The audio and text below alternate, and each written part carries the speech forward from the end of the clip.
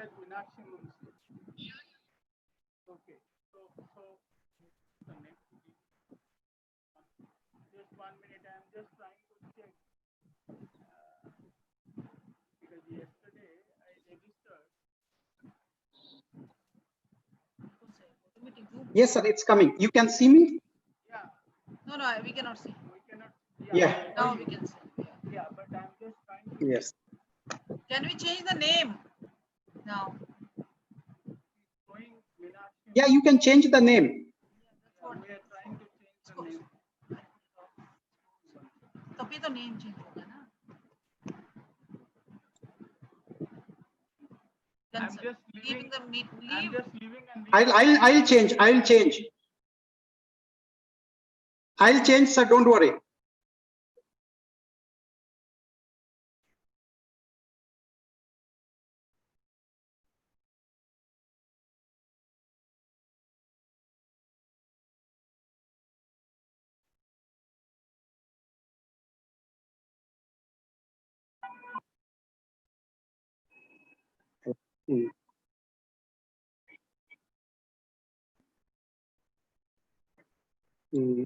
Check.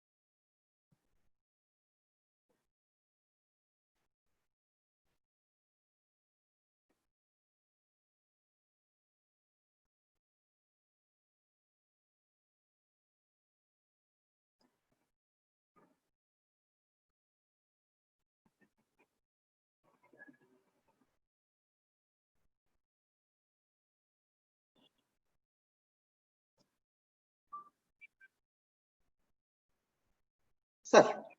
Sir.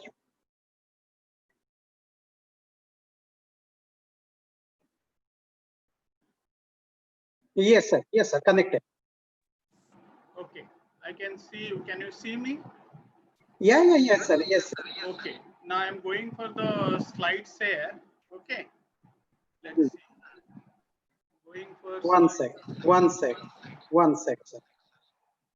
One sec.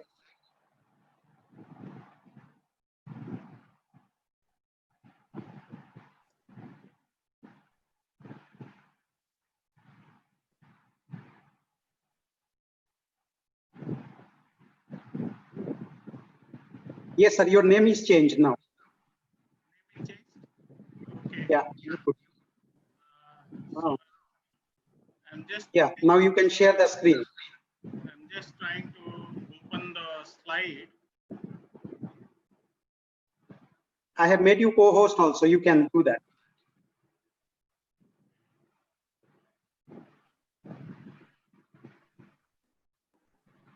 Now you can do. Yeah, just 1 minute.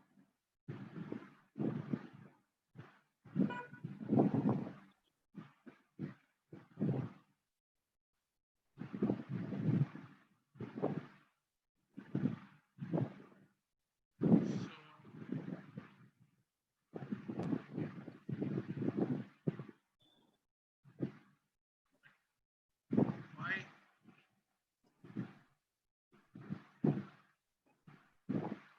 Can you see the slide? No.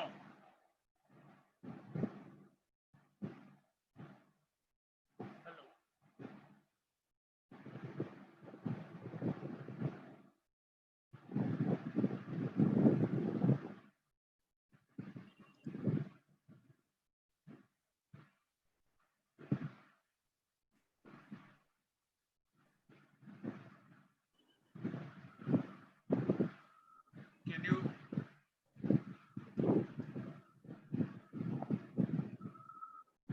Sir, there is one green button. Can you see share screen? I'm just, yeah, I was getting it, but now I am not getting it. I can see you. Can you see me? Hello.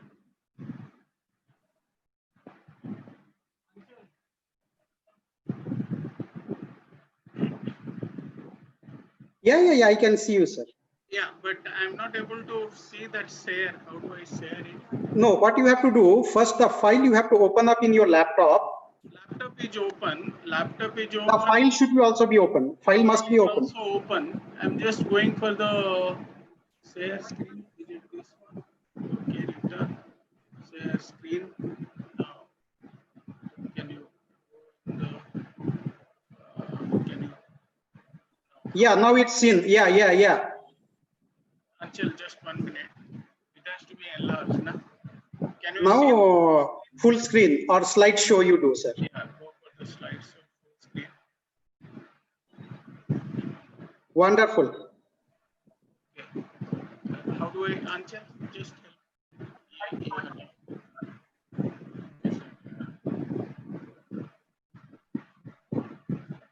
Sir, just check if the slides can be, up and down or moving. No slide you can change. Can you check out? Go back to the previous slide. How do I go to the previous slide?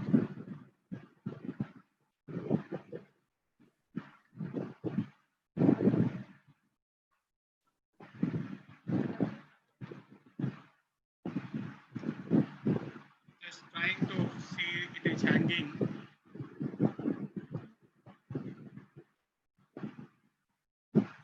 New share. Or do I go for the new share? No.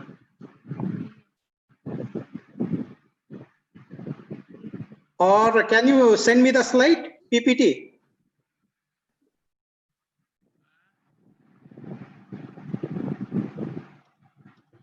Yeah. Okay. I think that's fine. Is it clear? Yeah, it's clear, sir. Okay. I think that will be fine. Yeah. Because last time I gave a talk, when I actually gave the talk, the problem is there was not much synchronization with the CSIR, who is the habit Okay. talk. So that was the problem. So that's why it was very difficult. But now I think it's moving properly. Okay. Is it coming properly? Yes, sir. Can you see the? Is it fine? Yes, sir. I think it's fair enough, right? Yeah, it's fair enough. So Just another 10 minutes, we'll start, sir. yeah. So since there are a lot of network problem, so I'm just leaving this in the slideshow mode at the moment. Yeah. No need not to change anything. Let it be I'm that way only. not changing anything because everything is set now. Yeah, yes, sir. Okay. Yes, sir. So what else is there?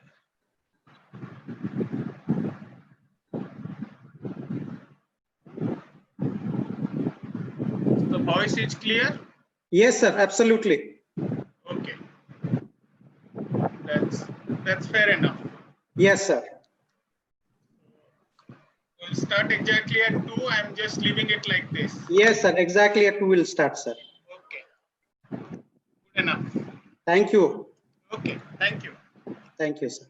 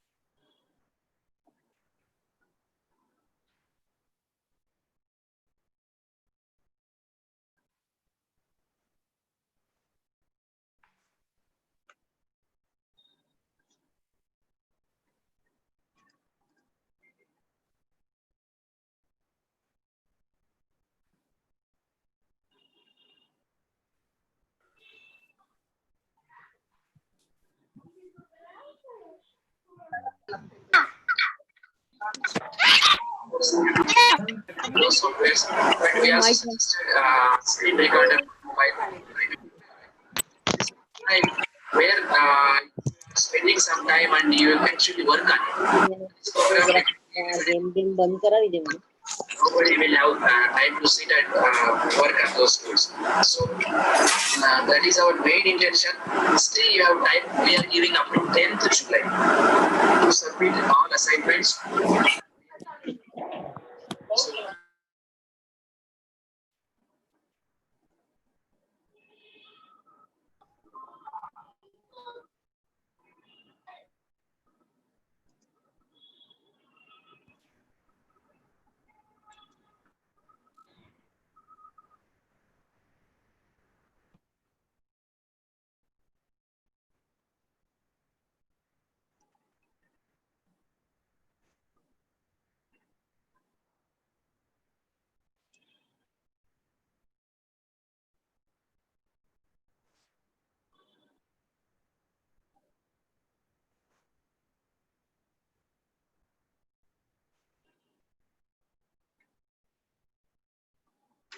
Dinabandhu sir.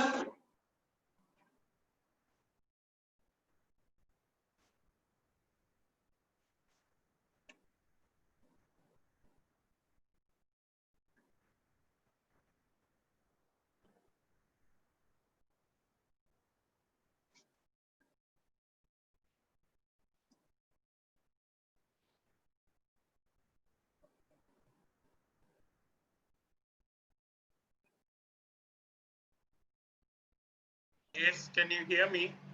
Yes, sir. Yes, sir. Yeah. So let's begin. I think some people are not able to get the link. No, sir, we have shared by just 2 minutes back. I shared all this link, YouTube link, everything I have shared them. Okay. Please tell them to go to the YouTube link, which is already live. And what about the Facebook? No, it's better. YouTube clarity is more. Okay. So that's why I have put YouTube on the top.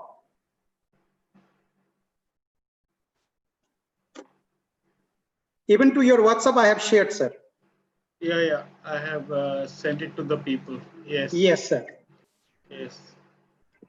No issues. Another 2 minutes we'll wait. Let them also know. Yeah. So you have both Facebook.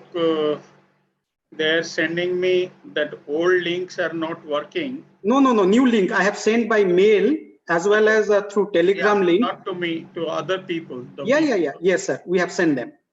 Okay. Those who has registered, we have sent them by Telegram as well as by mail. Okay. So that's what we can wait for 5 minutes. No issues at all. Yeah. And is the Facebook Live is also on? No. But that's slightly the network, no, because of the rainy season. So no, morning it was. So therefore we have switched. Many people told that no, sir, let's go for YouTube, where the clarity is more. Okay.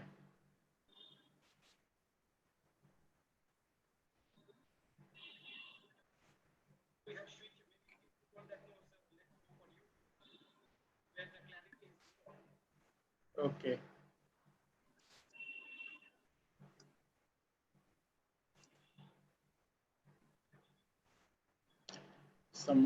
Just now some line has come on the slide. By mistake, I do not know. They are not in the original one. So it says only 7 people have entered waiting room now. No, totally 120 has already through this. Waiting are 7. Yeah, 125 people. Yeah.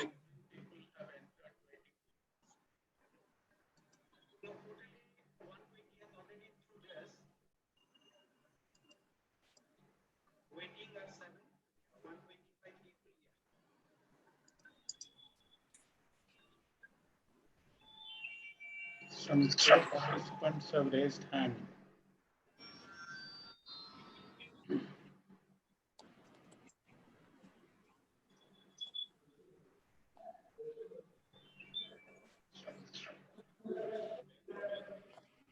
So let me then start with your introduction, sir, so that no, by the time.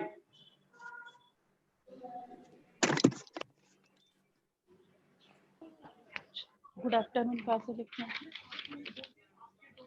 Good afternoon कहाँ से लिखना है? All the participants to kindly mute themselves. Dr. Kiran sir, Anjali Gupta madam, please mute yourself.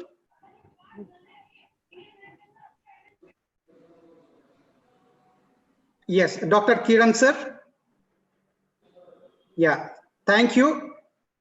So I'd like to invite all the eminent delegates.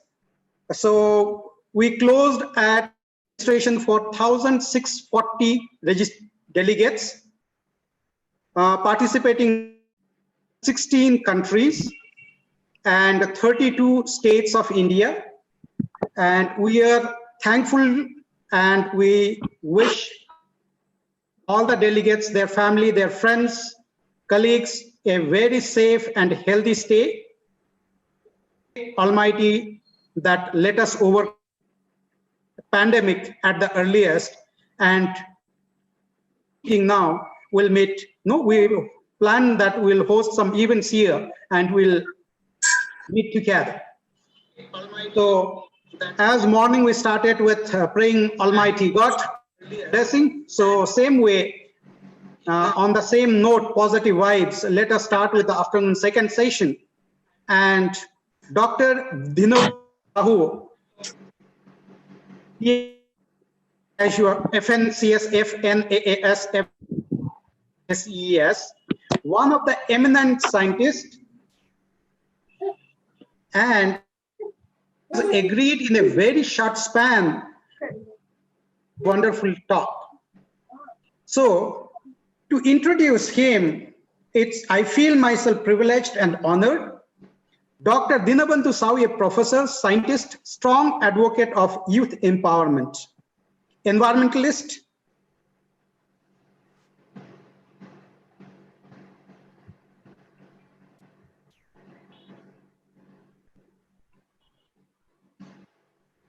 Dr. Dinabandhu Sahu, a professor, scientist, strong advocate of youth empowerment, environmentalist, inventor, innovator, has been ceaselessly towards improving the quality of lives of people living in coastal and rural India through application of science and technology at the grassroots level. Through his relentless efforts for 3 decades now, he has contributed to economic empowerment of the people, and this has earned him well-deserved around the world. Sahu has been championing the causes of sustainable development, and he was the first Indian to visit Antarctica in 1987, Indian scientific expedition to Antarctica, where we hoisted the flag and with other members laid the permanent station Maitri in Antarctica, which was a landmark in the history of Indian Antarctic science. By the time he was 27, he traveled all the 7 countries and 5 oceans in a record time of just 18 months. Subsequently, he made 2 trips to Sahu stepped out of his laboratory on the real world and trained villagers in various coastal states of India for seaweeds cultivation and utilization, thus showing the seeds of evolution. His inspiring story to fish has been published in best-selling book I Have a Dream, which has been translated into several Indian languages.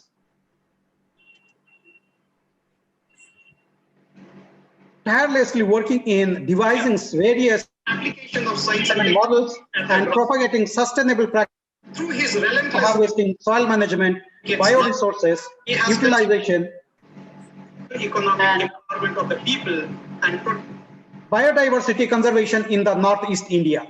He was instrumental in conceptualizing and organizing India's first cherry festival since 2016, which lakhs of people from different parts of the world. Professor Sahu has established a state-of-art orchidarium at Shillong, which is only of its kind in the country and attracting a large number of visitors. He was part of the scientific delegation and gave a presentation for Honorable Prime Minister of India on 19th August 2015 at New Delhi regarding sustainable development of Northeast. He has published several research papers, books, received several awards, elected in India. He was conferred DSc honorarius for his outstanding contribution in the field of application. A new ginger species, Caulecum papharia Dinabandhu NSS, an orchid Papillonaria Dinabandhu Sahu has been registered in UK in his name. Countries visited, lots of countries. So Professor Dinabandhu Sahu, presently scientific advisor to Honorable Chief Minister of Meghalaya, advisor higher education and research, advisor climate change to Government of Manipur, Institute of Bioresource and Sustainable Development, IBS, Government of India at Manipur, Meghalaya, adjunct professor Rajiv Gandhi Center for Biotechnology, Kerala, and adjunct professor Institute of Odisha. So with this brief introduction, I request Dinabandhu Sahu sir to kindly enlighten us with expertise. Before that, I would like to of the participant Preeti Agarwal. Danapur madam, please mute. Danapur madam, Preeti Agarwal madam, we are trying to mute you. Please mute yourself.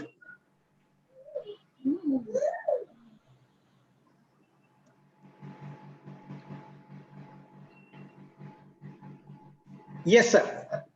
Yeah. Dr. Dinabandhu Sahu, sir. Please go ahead. Thank you very much. Good afternoon and namaskar to all of you.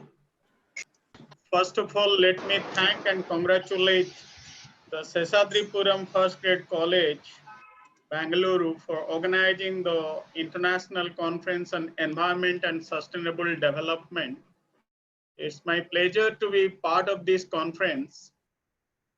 And I was requested to talk about a little bit of Antarctica. Earlier, I was requested to talk about the environment, climate change, and sustainable development. But in the light of the request of the organizer, I slightly modified my topic from no development to sustainable development, which is actually a big challenge. Can you hear me? Yes, sir. Okay. So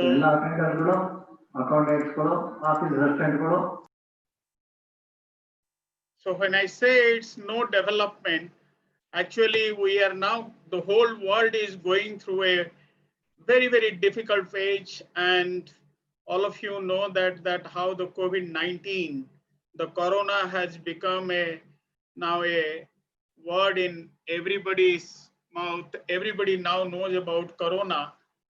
Now I'll take to a place where there is no corona, that is Antarctica. And so far that is the only continent which has not been actually affected by this COVID-19.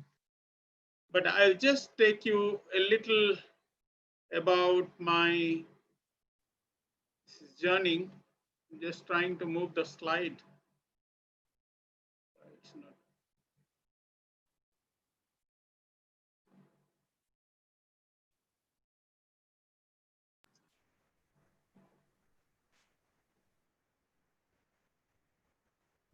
Just trying to move the slide.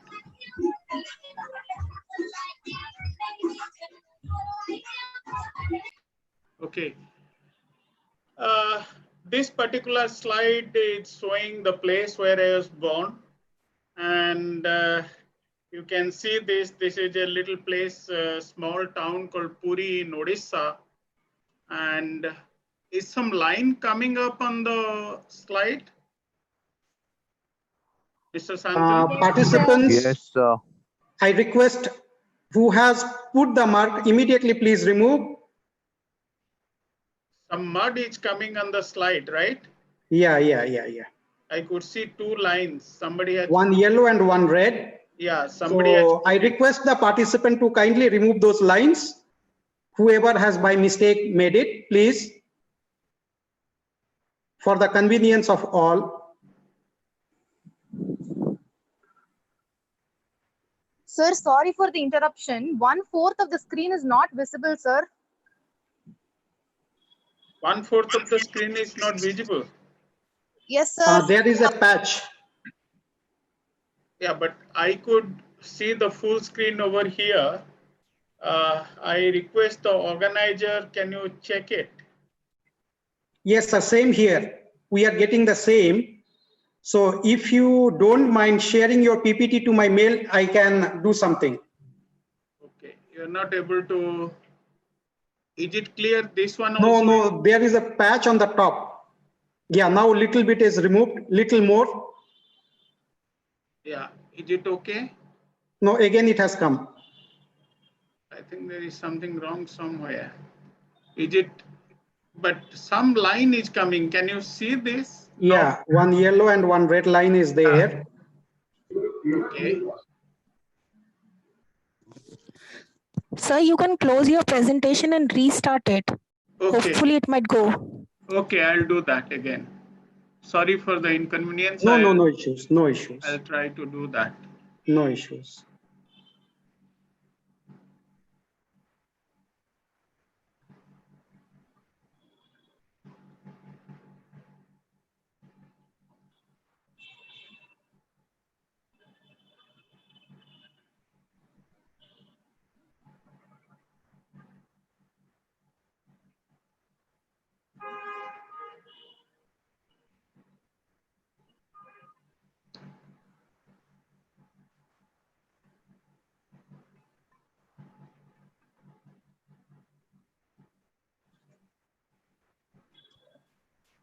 Sir, once you off and restart it, then you may get the fresh one, sir. Okay.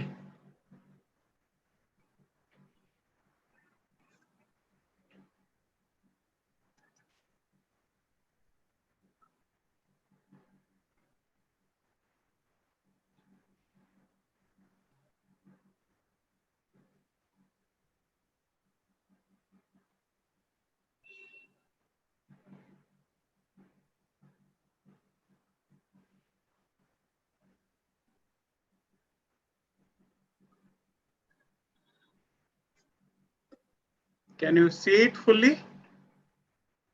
No, your screen is not been shared. Nothing is coming, sir. Nothing is coming. No. Yes, sir, nothing is coming. You have to do the same way. Share the screen. I'm just going there.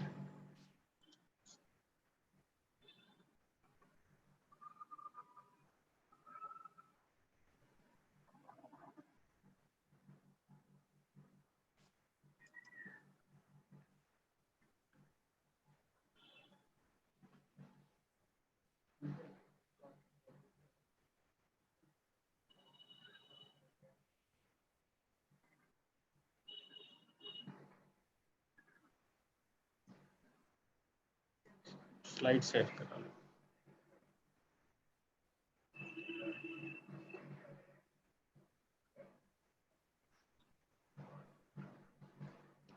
Now I have to go to full screen. Open it. Still patch is coming, sir. Yeah. Patch is Yes, still patch is there, sir. which side? On the top. Top and the right side. Top right hand side.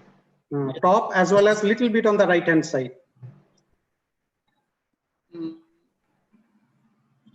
I could see you in the YouTube. I can't see you people in the presentations. So pause, share, who do I go? Participants. So is the slide not visible? On the top, it's not visible. Okay. That's a problem. Okay. So what I will do is, the best thing for you is, rather than holding the participants, I have sent you 2 video links. Na? Okay. You run the cherry blossom and you WhatsApp me you run the cherry blossom video so that the participants can go in. I will send you the slide, right? Okay, please send me the slide. Okay. Okay. Thank you. Can you Thank send me you. your email? Okay, yeah.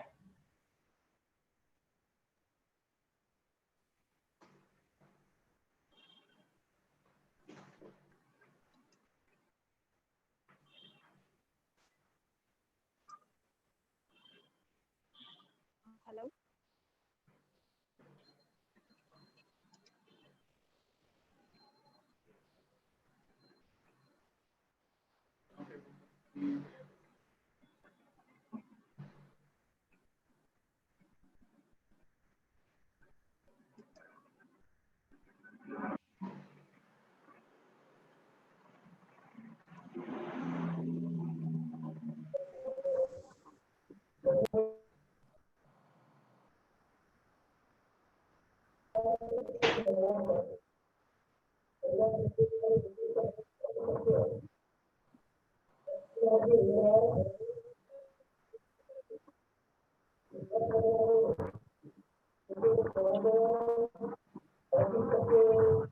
Now, okay, sir.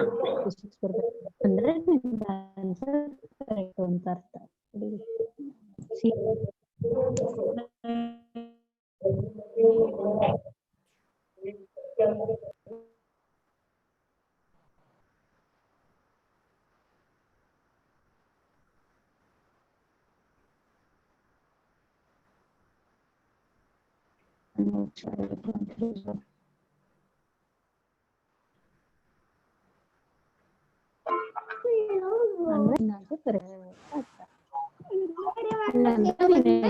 ಮಾಡಿದ್ಯ ಅಂತ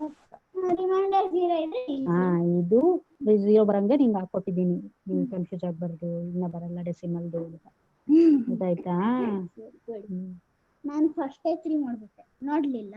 ಮಾಡ್ಬಿಟ್ಟೆ.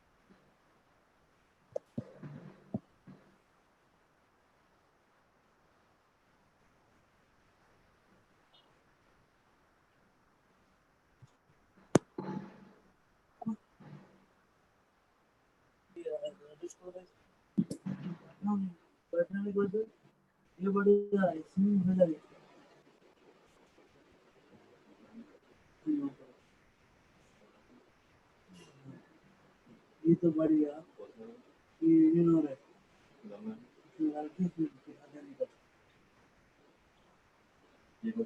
वो मामा जी ये no रे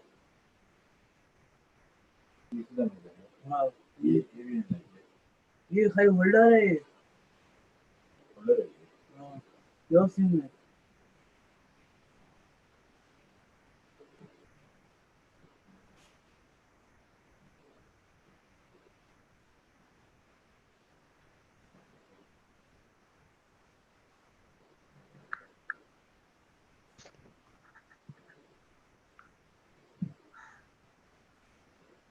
ऐसा नहीं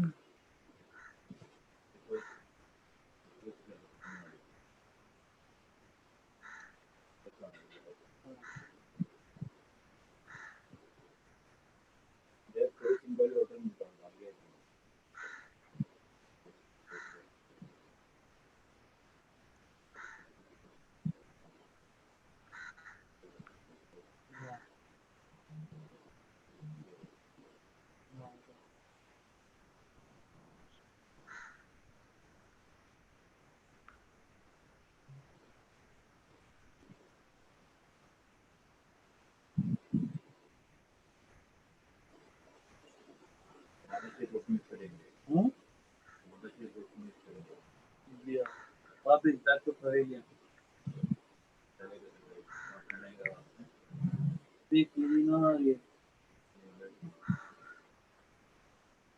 तो इनका अंदर आपको ना अच्छा है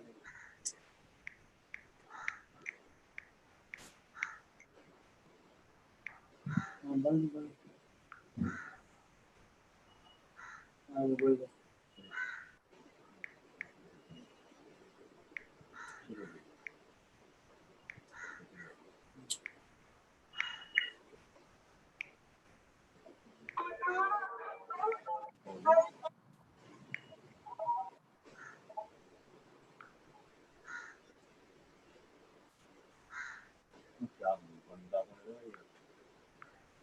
भाई बैटरी चीज़ तो नॉर्मल ठीक है बैटरी खराब है ऐसी जगह बैटरी खराब है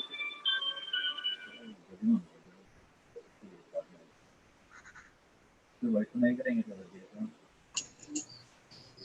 मैंने उसका रख लिया तो वाइट नहीं करना मुझे नया है तो वाइट में डाउन हो गया तो कहीं नहीं होता बैटरी डाले थे वो देगा मटेरियल तो फिंगर फोन का सप्लाई कहीं भी आता अब दो सिंबल एक बार तो मैं अपना ये आगे पे इस्तेमाल कर हां आगे तो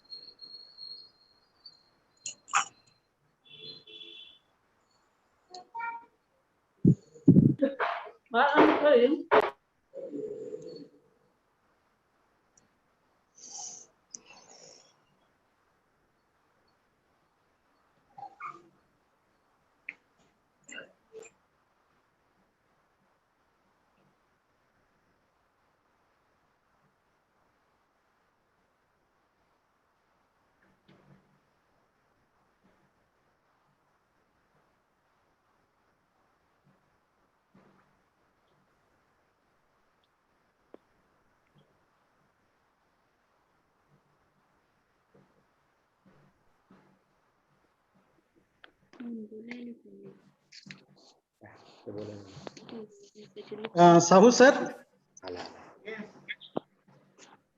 Yes. Okay, so we have shown the cherry blossom video. So Yeah. can you now share the slide? Yeah, but the file is too big. It's not going. It's not getting Okay, no converted. problem. No problem. So you share from your end. So I'm just sharing the slide because Yeah. it's very difficult to. I'll just try my best. Yeah.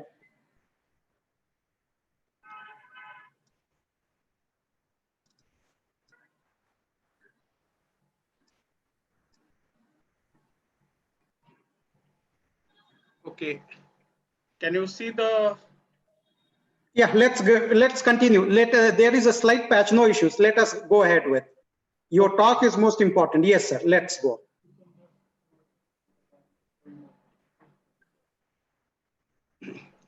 So the technology is having its own advantage and its disadvantage. Yeah, that's true. That's true. So we can't help it.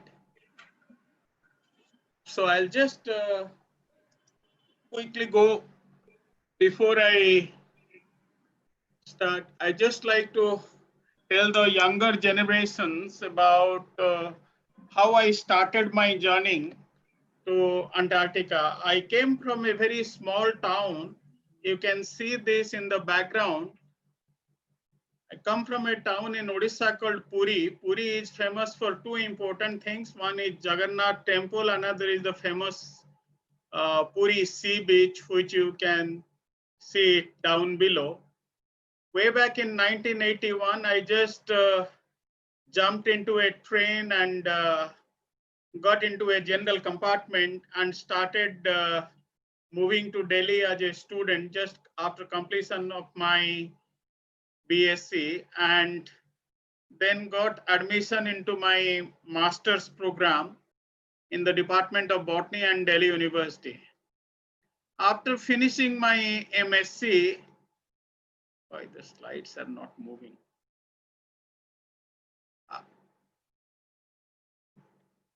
After finishing my master's, I was registered for my PhD program and simultaneously also preparing for my civil service. So that is where I found an advertisement about India's expeditions to Antarctica. Now, while preparing for the civil service those days, it was very interesting to know as a part of the general knowledge that Dr. S.J. Qasim led the expedition to Antarctica, and India is trying to prove its scientific capabilities. So very renowned scientists were going to Antarctica way back in 1980s and try to do their research there. So I thought, why I shouldn't go to Antarctic? But people told me that, look, you are a student and these are all eminent scientists who are going to Antarctica for the scientific research.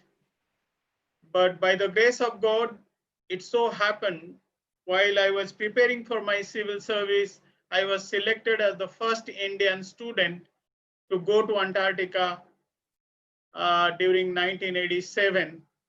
And also another task was to set up India's permanent station in Antarctica.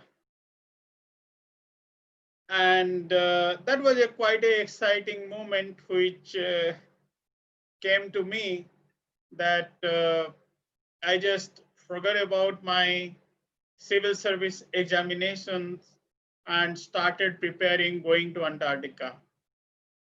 I'm not giving a full talk about Antarctica, but I'll just show you some of these slides. As you can see in this slide, Antarctica is known as Penguin's Land. I'm talking about in 80s, when going in an expedition was so difficult. And I, as a student, going to Antarctica was my first ever visit outside India. Coming from a remote place, a very small town, I had no idea that how do I make it. But before you go to Antarctica, you have to go through various types of training. You have to be physically, mentally, and psychologically, you have to be fit.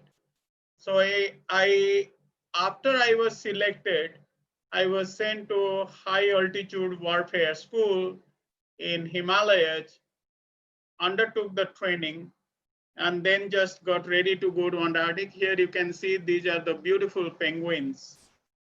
Now, if you see this Antarctica, this is an island continent having a coastline of around 14,000 miles. And in the winter season, the diameter of the continent is 4,500 kilometers with an area of 14 million square kilometers with ice. Now, if you remove all the ice from Antarctica, the size of Antarctica will be almost reduced to half.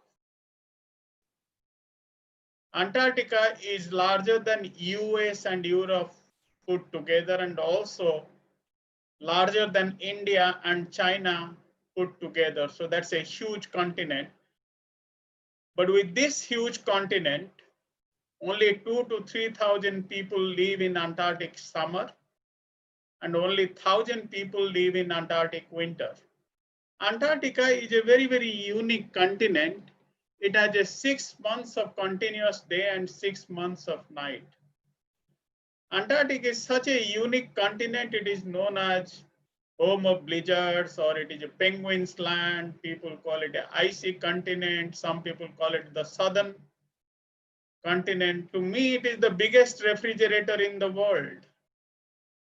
And to me, it is virtually an other world. I have never seen such a wonderful place in my whole life. I have been traveling around the world. I have never seen such a place like Antarctica. Today, we are all talking about sustainable development because there is so much of development which has taken place, and we are all seeing it, and we are all feeling its impact in our day-to-day life. That how the rapid development has also at the same time brought a lot of problems. That's why we are talking about sustainable development. It's not a new term. It's a pretty old term. But I'll just make you this place called Antarctica, where there is no development. But to know about Antarctica, you must know the history of Antarctica.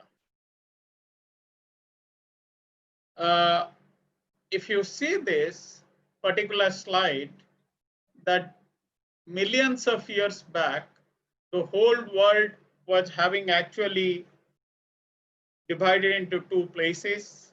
And then subsequently, you can see here the whole world, because of the theory of continental drift, it started moving different. All these 7 continents started breaking from its own place and it started moving.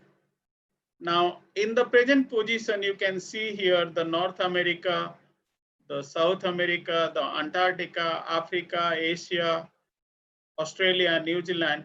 So if you try to bring all these continents together and try to bring it back, you will find it that they will be fitting it like a lock and key.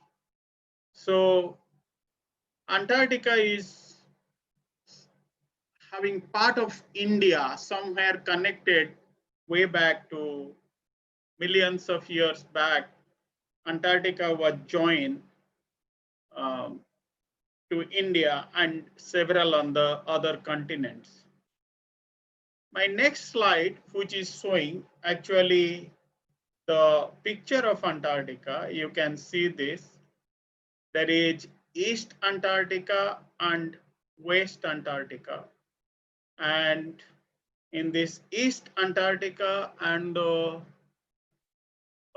West Antarctica, if you can remove from the why this is blocking now, I can see here people are, this particular is showing people are waiting in, see in the waiting room. So if you can remove that symbol, probably people will be able to see this very clearly. Allow them, sir, allow them. Yeah, something on the top, it is coming to people have entered the waiting room and admit and all. We should say admit all. Admit all. So that one is coming. So that's one of the reasons why you are not able to see part of this slide. It has to be done at your end. Somebody is entering the waiting room and that's why the black spot is coming. Okay. Yeah, that's fair enough. You have, yeah. If you can move my, this thing little top, I think that will be fair enough. So this is the shape of the Antarctica, which you can see. And Antarctica is totally surrounded from all sides by the Southern Ocean. And you can see the top where it is written Antarctica Peninsula. That part is the nearest part to the landmass, which is connected to Argentina. The nearest place to Antarctica is actually, yes, that has been removed. Just trying to move to the next slide.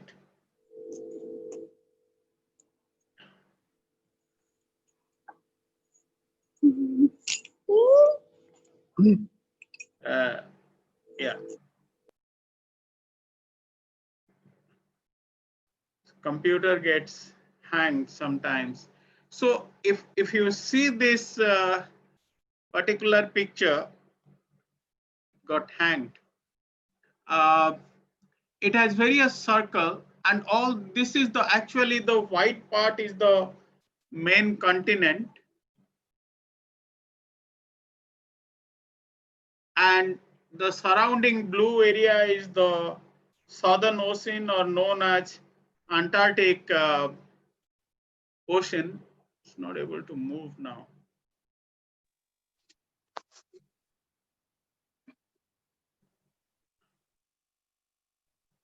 So, and all you can see there in the center, there is a red point here. That is the South Pole. That is the 90 degrees south. You can see here, this is the South Pole.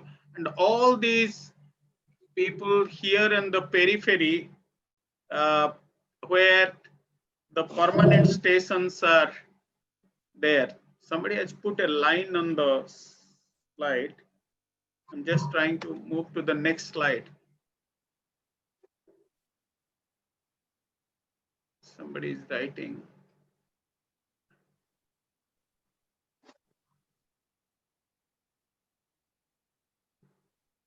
Is it okay now?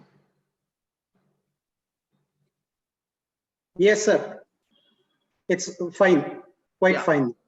Yeah, I'm just trying to move the slides. The computer got hanged again. It's a new computer, but okay. Just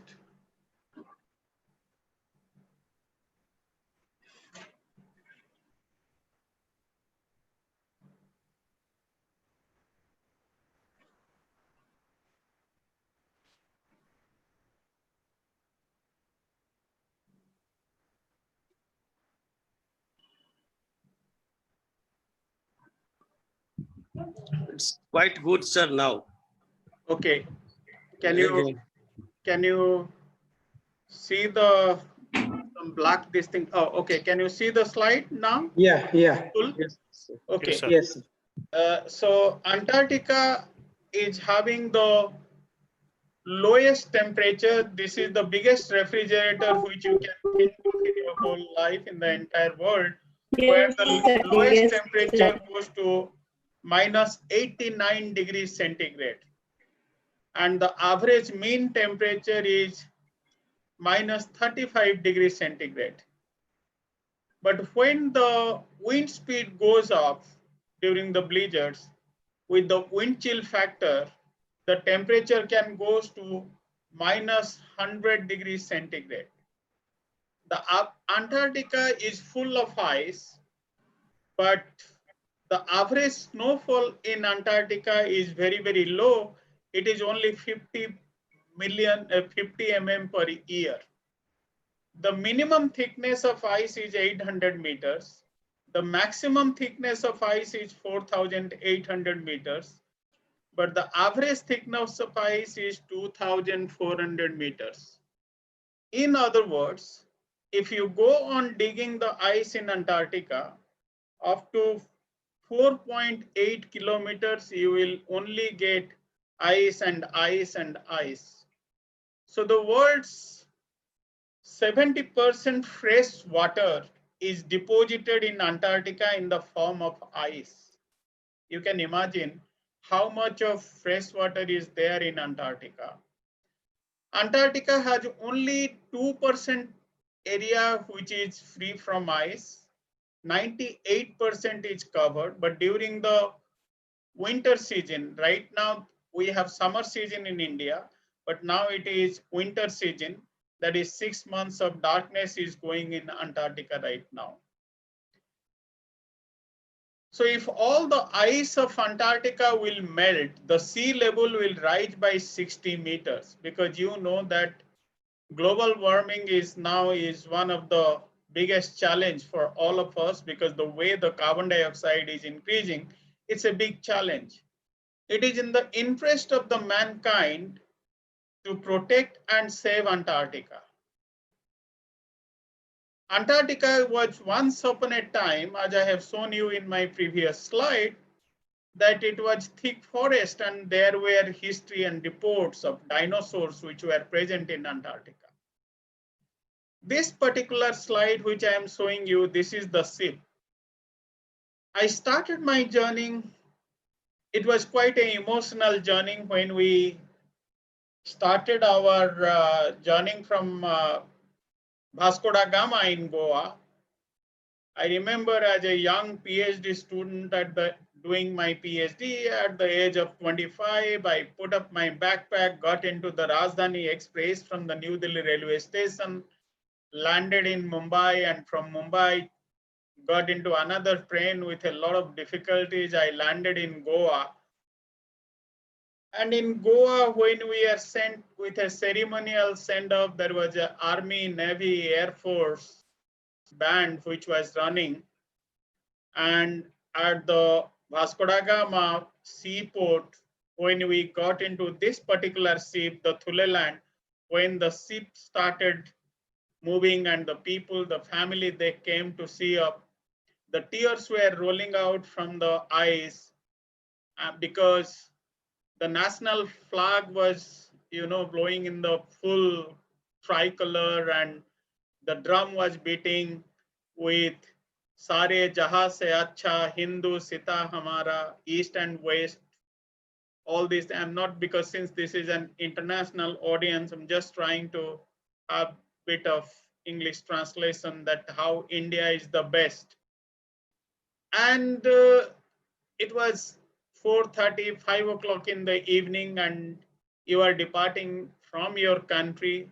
And I was just a student. Rest of the people, we are people from the Army, Navy, Air Force, and around 15 scientists. They're all senior people who got into the boat. And suddenly I found there is darkness after just 45 minutes to 1 hour. We are just living the human civilization and got into the complete peace darkness, and there is silence that is full of emotion.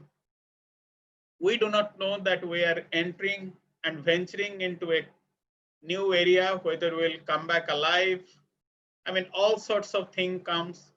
And then suddenly we vanished into the darkness, and there was a sudden silence. And the next morning we got down and we saw that we are in the middle of the ocean, and there is nothing, water and water and water is everywhere.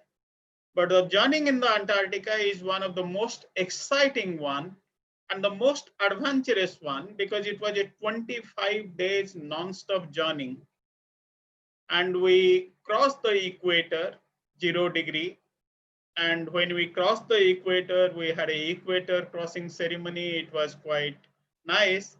But the most dangerous moment it started, as you can see here, the sea is very rough. And when the sea is very rough at the 40 degrees south, that is called roaring 40. And the roaring 40 is one of the most dangerous sea, where most of the ship overturns and you can't eat anything, you can't even walk. And while you are sleeping inside the ship will roll and pitch. Just like, if you have like a earthquake type of thing, imagine if you have an earthquake, something like in the Richter scale of 8 or 9, what type of feeling you will have. In Delhi, we have recently had a little tremor and we got shaken. And imagine when you ventured in the sea and you find that your legs are getting up and you feel like you are having a spacewalk. You go on this because the most important thing is, while you are in the ship, it is the loneliness which is the biggest problem.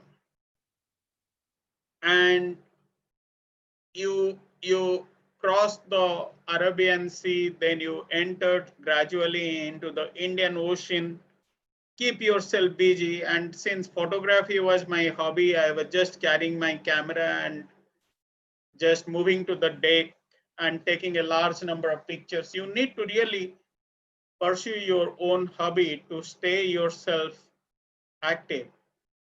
And after say 15 days of continuous journeying, you get bored because you don't see anybody, you have nobody to interact, the same number of people you interact, you are totally cut off, no news, nothing, no telephone. Of course, those days in 80, there was no mobile, nothing.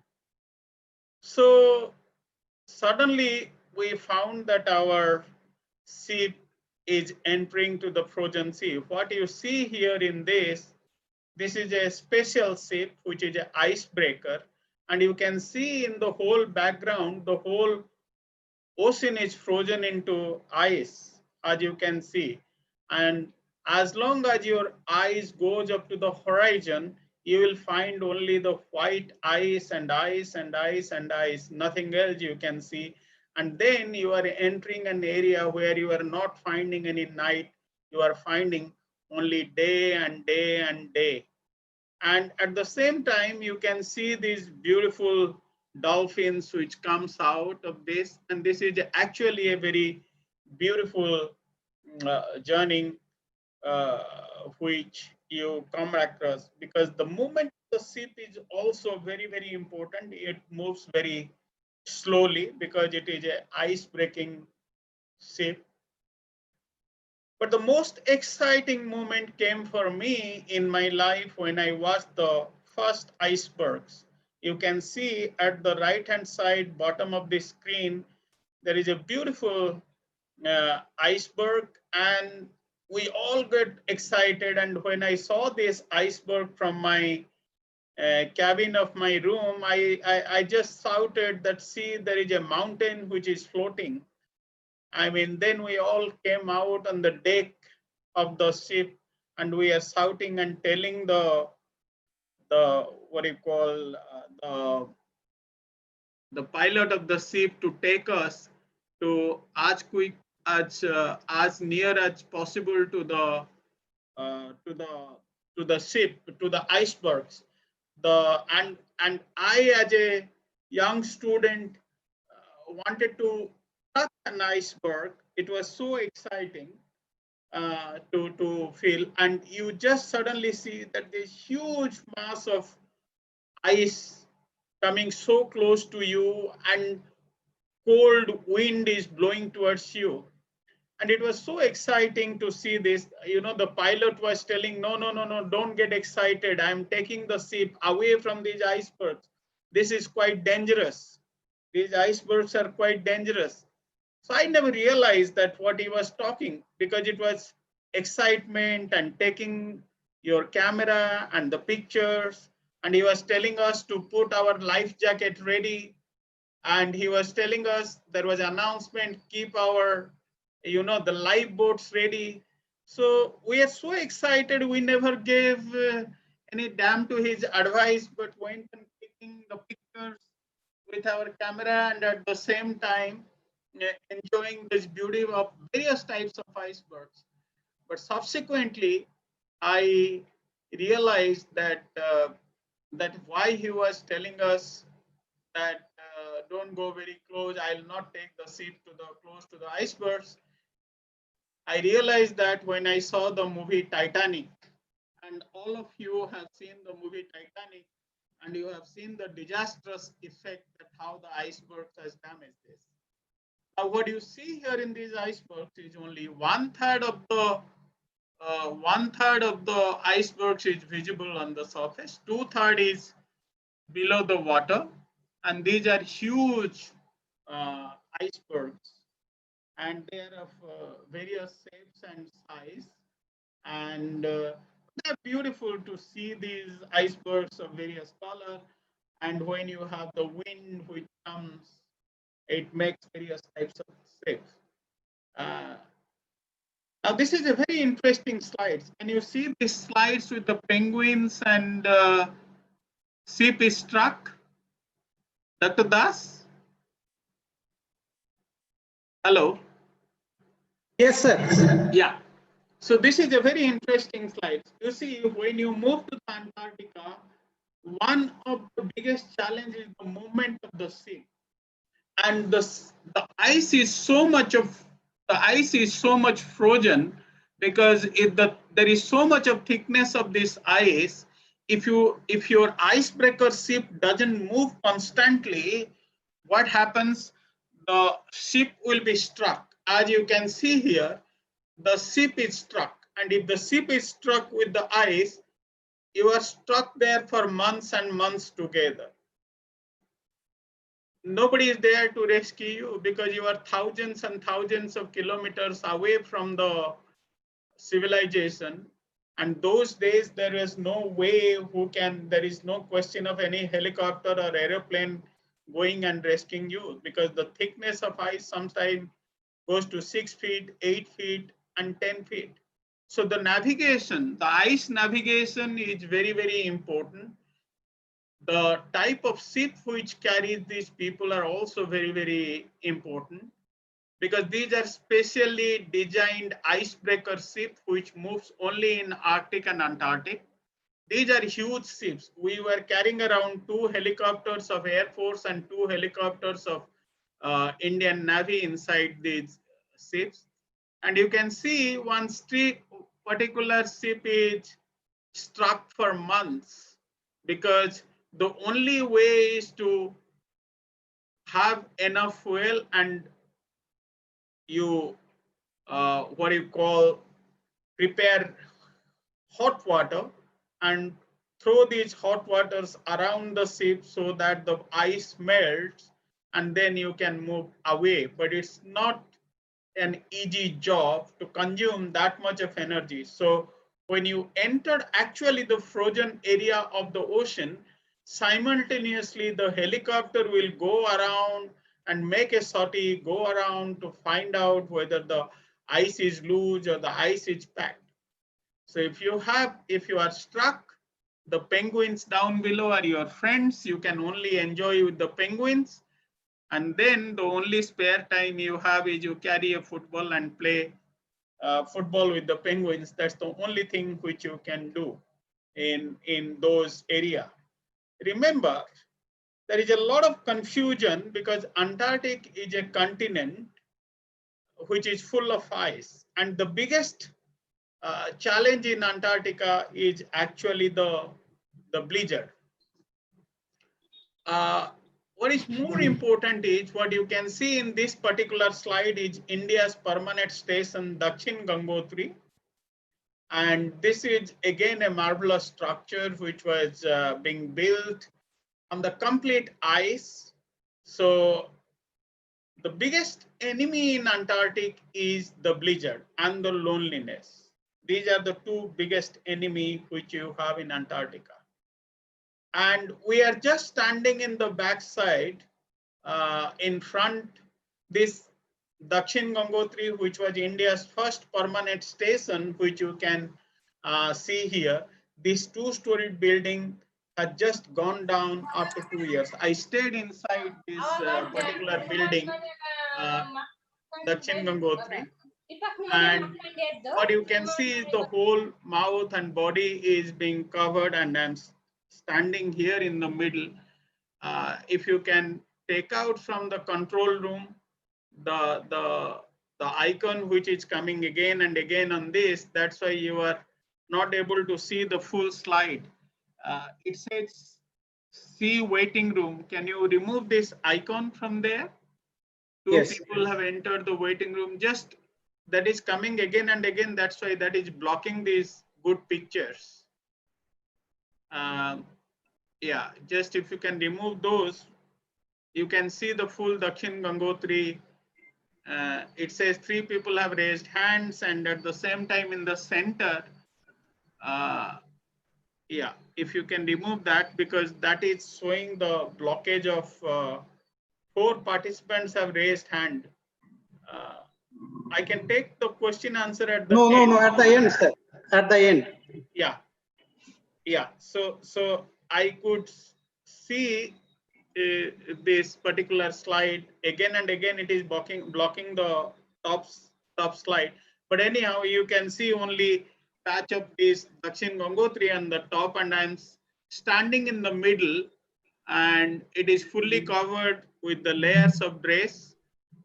And down below, you can see that if you don't cover yourself during these blizzards where the wind speed is around 100 kilometers plus per hour, if you don't protect yourself, you can see on the left hand side in the bottom, there is a full blizzard gear which is covered. You can see this. And post blizzard, if you are not properly covered, you can see your face. Your whole beard and mustache is full of ice, and that makes your life miserable. So you see, there is no protection in Antarctica. Imagine when you have wind speed going up to 100 kilometers per hour and there is nothing. So you will be blown away and thrown from one place to another place in no time. This particular slide, if you can see it, the left-hand slide, and we pieced the tent, and you can see in the left-hand side, the tents were almost blown, and we parked our snow scooter over there, and suddenly the blizzard started. There is no system which can predict that the blizzard is coming. If you compare yourself, if you go to Rajasthan, the desert, any of the desert, you will find when there is a sandstorm, I mean, the condition is very, very severe. And you can imagine when the cyclone happens in the mainland, you have buildings, you have trees, everything to protect you. But here there is nothing. And you can see in the right-hand side, a picture of a dog in the right. Before the blizzard, the dog was perfectly fine.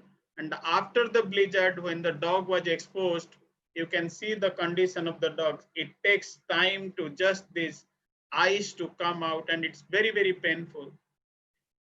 And one of the most dangerous thing in Antarctica is the frostbite. You can see the hands. If you don't protect yourself with the proper gloves and proper snow gears and everything, then you will get frostbite. What you can see these two hands, it is a frostbitten hand. And remember, frostbite cannot be cured, and the only way is to chop up your hands are gone if you are there bitten by the frost. So you have to be very, very careful while working in Antarctica. What you can see here on the top left hand side, I was so excited to see the penguin. The penguin came to us. I just picked up one penguin, and the penguin gave a kiss on my cheek, and it was so nice to see this penguin and to pick them up. I'm very disciplined, and here I am standing at the bottom of the Antarctic continent. It's something like 200 kilometers inside the continent. So this is a penguin rockery, and it's so tough to go to this penguin rockery. And on the top you can see the thickness of the ice that is called Antarctic ice shelf.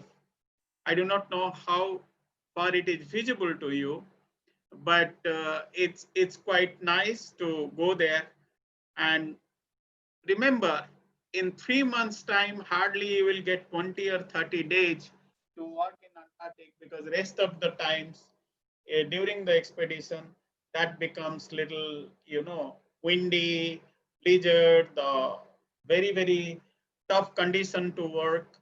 And you can see this right hand side, how the penguins, they work in very disciplined, and they just crawl so nice when they see the human beings coming to them. It's very, very nice. But one of the most dangerous thing in Antarctica is the transportation in Antarctica. How do you travel in Antarctica? Okay, you just went by the ship, but once you landed and moved yourself in the ice shelf, the most important thing is to go from the shore of Antarctica continent to inside. So the only way of transportation from there is by the helicopter. You can see me here. I'm flying on this top of this Indian Navy blue helicopter, and then landed here in another blue colored helicopter that belongs to the Indian Navy. And down below there is a HIMA helicopter of the Air Force that is mostly for the transportation of the goods, which takes place from the ship to the main continent. And then there is snow scooter. And driving the snow scooter, I am sitting in one of these snow scooter, which you can see here on the right hand side bottom, almost 33 years back. But driving the snow scooter is not an easy job, because the most dangerous thing in Antarctic transportation is the crevasses. As you can see on the right hand side top here it is written Antarctic expedition. Antarctica is having a lot of crevasses. These crevasses are so dangerous. If you do not know the proper route, then you may fall into the crevasses. If you fall into the crevasses, you are gone down 1 or 2 kilometers or 3 kilometers down under the sea. There is no question of anybody rescuing you. So that is one most dangerous thing. So if you want to actually travel in Antarctica, the biggest challenge is the loneliness. You cannot go alone. You have to be at least 2 people walking around. And then if you want to walk, say, within a distance of, say, 10 or 20 meters, you have to use your ice axe to see whether the ice is loose or the ice is tight. If the ice is loose, then never dare to put your foot, then you will face the consequence. So that is one of the biggest challenge. So you can't just take the things lightly. As I have told you that you have to be prepared, and when you landed in Antarctica, as you can see, the left hand side bottom picture, I am wearing a survival suit. This survival suit is compulsory when you are flying in a helicopter in Antarctic from the mainland. So I am standing on the deck, getting ready to board into a helicopter. And as you can see, just behind the ship, there is a little bit of water, the blue color, and then the ice shelf of Antarctica. But why this suit is very important is if you don't wear the suit, the life-saving suit, which is single piece, if your helicopter crashes by any chance, then you are inside the water.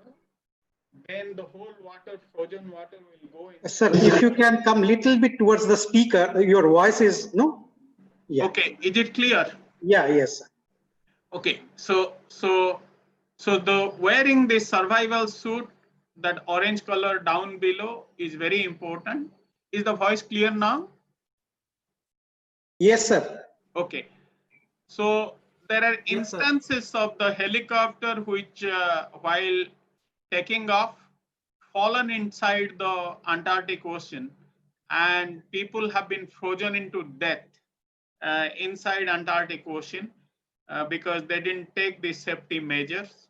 And that's very, very important to take proper safety measure to while you are moving in Antarctic from one place to another place.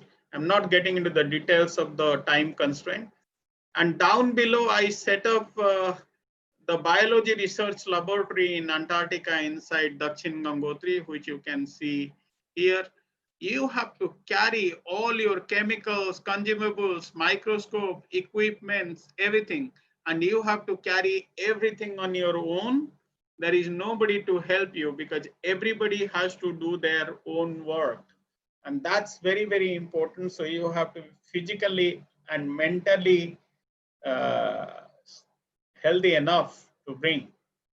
Now, once you are inside the Antarctica, you have to look for your samples, you have to do your scientific survey, you have to carry, you can see one such sites where the tent is there, you have to, and when you move in Antarctica, suppose you are going for 5 days, you carry your food for a month because all these things which are loaded here, you can see in this, are packed for months because the food doesn't get waste. These are all food which can survive there in Antarctica. The food, the frozen food which we had taken can stay there for 2 years and 3 years inside the continents as there is no bacteria or virus to damage this. So only way is you open the pack and heat it and eat it. That's the only way.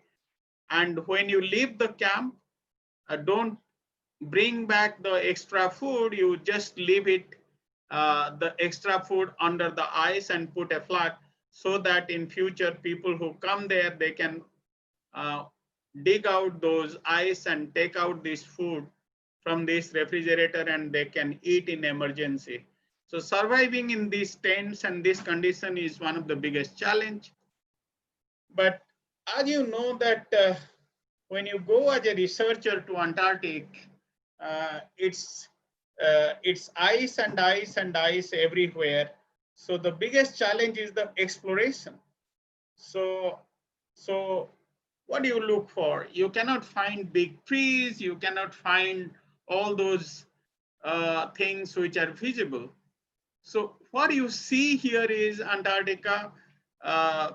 The biggest plants you will find in the sub-Antarctic region is the Deschampsia antarctica and Colobanthus, which you can see the grasses. But the most important thing you will find in Antarctica is the microscopic snow algae, which grow in the large quantities, then lichens of various colors, which you can see at the right bottom and side, and then you can get some mosses. So these are the only organisms which you will find in terms of the life forms in Antarctica. So collection of these and setting of experiments for these microorganisms is also a challenge. And while you are doing all these things, and you can see here a clear picture of Dakshin Gangotri here, I'm standing with the University of Delhi flag holding there, and this you can see the building is nicely colored, and wherever your eyes goes, up to thousands of kilometers, wherever your eyes goes, you can see up to horizon only ice and ice and ice. And this is a marvelous submerged structure, which is India's permanent station. Since it has gone underground, you can see the chimneys have been made on the top, which you can see there. You have to enter from this chimney. And then there is a Indian Meteorological Department dome, which is there in the back, and then all these things. And remember, when you are inside this permanent station, which was built by Indian DRDO, I mean, this is a very interesting thing. You can inside is very interesting structure. It is fully insulated, but surviving in this condition, remember, you cannot take any bath or anything in this particular area. And because there is no water, you have ice and ice and ice everywhere, but no water to drink. Again, you have what you call, while traveling from India to Antarctica, you have water and water and water everywhere, surrounded by the oceans, but you have not a single drop of water to drink. You have to desalinate the water and drink it. Now, most interestingly, this particular station of India has now gone underground. It is fully submerged under ice. Probably whenever after millions of years, when this ice will melt, probably one day somebody will find the Indian permanent station is floating somewhere in the ocean, which is very unlikely. But while you are doing your research work, there are two important things which happened during our expedition. And one is, it's a very proud moment. We celebrated the Republic Day in Antarctica. We invited the people from Russia and Sweden and their nearby stations. And during our expedition, India's first post office was opened, and I am standing, you can see at the entrance of Dakshin Gangotri, where there is a typical Indian post box is there, and we posted all these things. The Indian post office was for the first time opened, and you can see the first Indian expedition postage stamp is there. But it's a very proud moment for all of us, and especially for the students community, the whole country. I was representing the whole student community of India, and I was so excited to build up this particular station. This is India's permanent station, Maitri, which was built. And you can see the Indian flag is there. It took us really, I mean, I still remember I was carrying a lot of iron planks on my shoulder, and those minus temperature, I was mixing the cement and what do you call, the brick stones, carrying on my head, laying the foundation stone for India's permanent station, identifying a strategic location.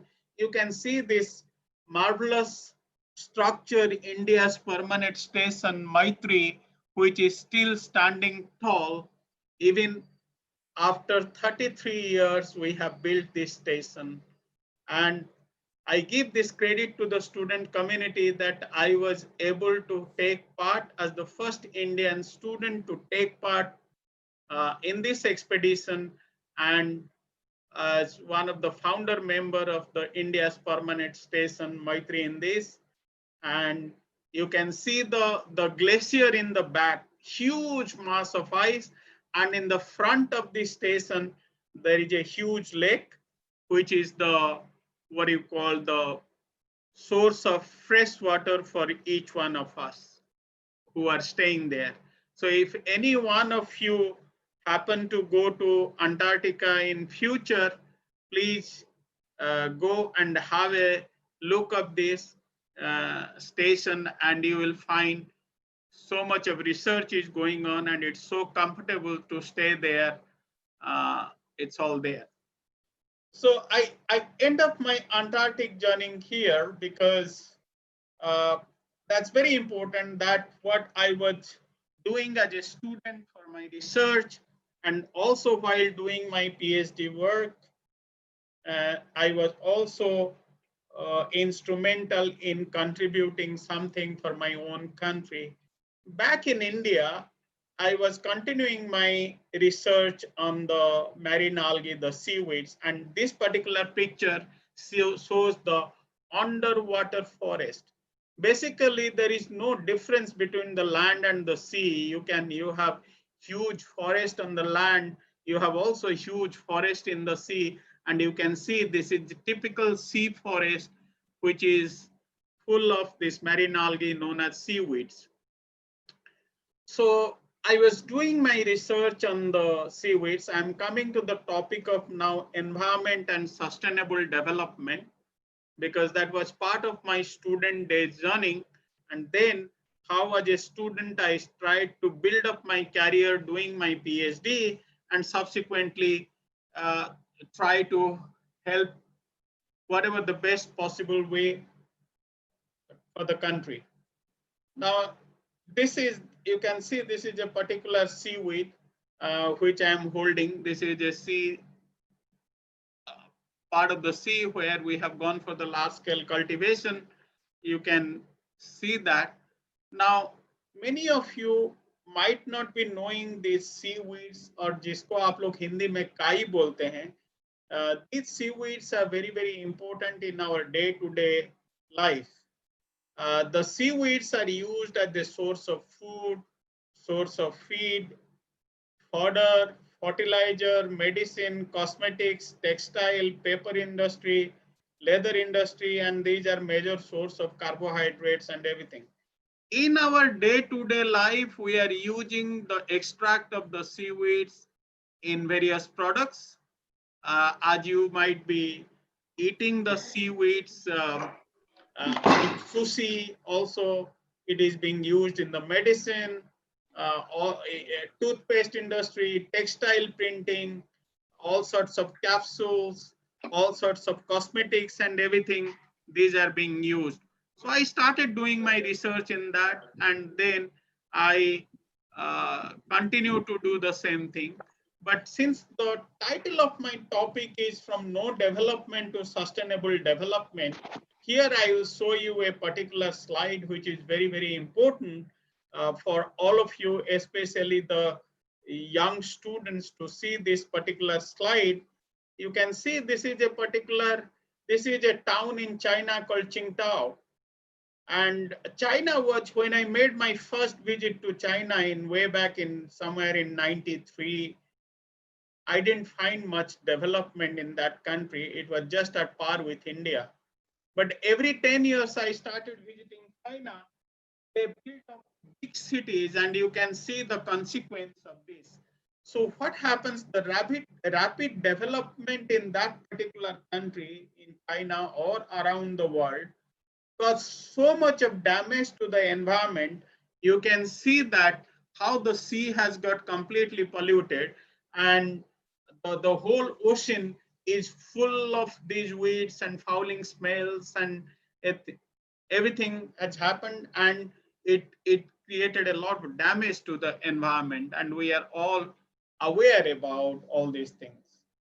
So what's more important for all of us whatever the research we do, we must have some applications in our day-to-day life.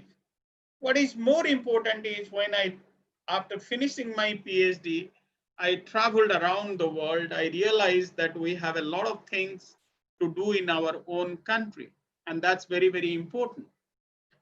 1.2 billion people in the world are living in a salary of less than $1 per day, and especially in the present COVID situation, you know that how the problems are. There are 23 global risks identified by the World Economic Forum Global Risk Network, which includes the poverty, unemployment, food security, nutritional security, global warming. And each one, as all of you see the right-hand side picture, is a challenge not only for India, but for the entire mankind. It's a big challenge, which we have been talking about for the last 20 years, and especially the last 10 years have been very, very crucial for all of us. Out of these 23 risks which I have mentioned, 6 global risks are key to the India's future. Water shortage, energy deficit, mass unemployment, food and nutritional security, public health, especially you have now seen the corona at the moment, the climate change and global warming. These 6 points are very, very important, not only for our country, but for each one of us. The world and India has not seen such terrible time what we are going through at the moment. So this has not just happened overnight. Everything is having its own consequence. The things happen slowly and the impact comes suddenly at a bang. Now, if you see the India's condition, India has 18% of the world's population, but it has only 4% of the water resources. And you know that how precious is the water. We have relatively a very youthful population, so we need to find employment for the 71 million people in the next 5 to 10 years. HIV, Corona, I am not going into those topics at this particular moment because all of you know enough about this particular thing. But why development? We are talking about sustainable development, environment, and climate change, and this particular moment is very important for all of you to know because the level of carbon dioxide in the atmosphere has increased by 31% since 1750 when the Industrial Revolution started. There are 7.4 billion tons of carbon dioxide released to the atmosphere for which year, which may increase up to 20 billion tons by 2100. But only 50% of the released carbon dioxide remain in the atmosphere. 20% are taken by the terrestrial biosphere. But one of the biggest challenges of this carbon dioxide is, although we know that how the global warming is happening, but the sea is losing its effectiveness, and that's the biggest challenge. Sea is becoming acidic. There is so much of carbon dioxide in the air and ocean. Now, acidification of ocean is now going to be the biggest challenge. Not only this pandemic, but the biggest challenge is the acidification of the ocean. You know that the ocean controls the climate. Your monsoon in India is being controlled by the ocean. You have unusual weather pattern which is happening. You have seen during the last 2 months when there was a total complete lockdown, how the animals came into the mainland, how the plants revived, new species have rejuvenated. All these things have happened because of such type of things when there was no pollution activities, and then when there was not much anthropogenic activities. So if the business as usual goes like this, you will have a problem. So you need to find out the solution. And you know that 71% of the earth is covered with the ocean. So we need to create massive forest under the oceans. And that's the solution, because the land in the world has become more and more expensive. So you need to find out new ways of thinking how to do. So one way we have been doing is doing the massive plantations, right? All over the country, we are doing massive plantations. But you must be aware, this particular slide will be an eye opener for all of you, that it's not the pine tree or not the tropical rainforest. It is those seaweeds which actually sequester a large amount of carbon dioxide. The excess of carbon dioxide which we have in the atmosphere get dissolved in the sea, and then that make the seawater acidic. And you know that what is happening to the Great Barrier Reef, where the coral bleaching is happening. And the last two column, if you can see in this graph, the sea plants almost sequestered 4 to 5 times carbon dioxide compared to pine tree. So this is one of the most productive ecosystem. So that's why there is a move to create underwater oceans around the world. And that's one of the biggest solutions. Now here, if you come, in case of our own country in India, in the next slide, I will show it to you. India is having a coastline of more than 7,000 kilometers. We have Arabian Sea here, we have Bay of Bengal, we have Lakshadweep group of islands, we have Andaman Sea, but we have an exclusive economic zone. All these things we have. So the knowledge and experience which I gained during my PhD, I tried to create a model, and that model is very important to go for the large scale this seaweeds cultivation. So this is, while exploring the Chilika Lake, I found a particular type of sea plants is very, very useful. I collected these sea plants, brought to the laboratory, did some research, and then developed a cultivation technology, how to farm the ocean. In other words, how you can cultivate plants in the sea water. So farming the ocean is very, very important. You can see that how I have trained thousands and thousands of villagers, especially the women in the seaweeds cultivation, who goes for the for an extra income. So you can see that subsequently you can find out about my contribution in the seaweeds cultivation, that how you can have the women are earning 5 to 10,000 rupees in this coastal area through the seaweeds cultivation, which is a very, very interesting thing. To show you this picture, like you are doing paddy cultivation or wheat cultivation or vegetable cultivation, we are doing seaweeds cultivation, which is very, very important. You can do it in the deep sea as well as this slide here. What you see is how the seaweeds being cultivated in thousands and thousands of kilometer area. And these seaweeds, as you see, it is green, brown, and reddish in color. These are being cultivated in thousands and thousands of kilometers. The extract which is coming out of these seaweeds are used in the toothpaste, in the tomato ketchup, in the tablets, in the capsules, in the syrup, in the all sorts of medicine, textile printing, and making hamburger, making all sorts of nuggets, chocolate, ice cream. So there is huge application, and it is a multi-billion-dollar industry, this particular seaweeds. So what I did is I developed a model called Chilika model, and this particular Chilika model, where I developed a what you call a very important concept called that seaweeds cultivation can create employment to a large number of people. The concept was teach a man to fish.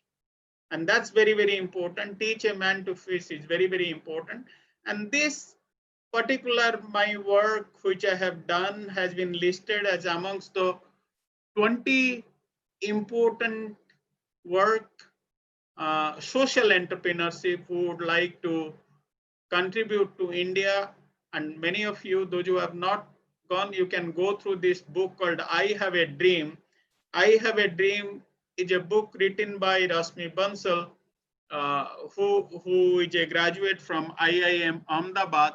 This particular book has been translated into several Indian languages.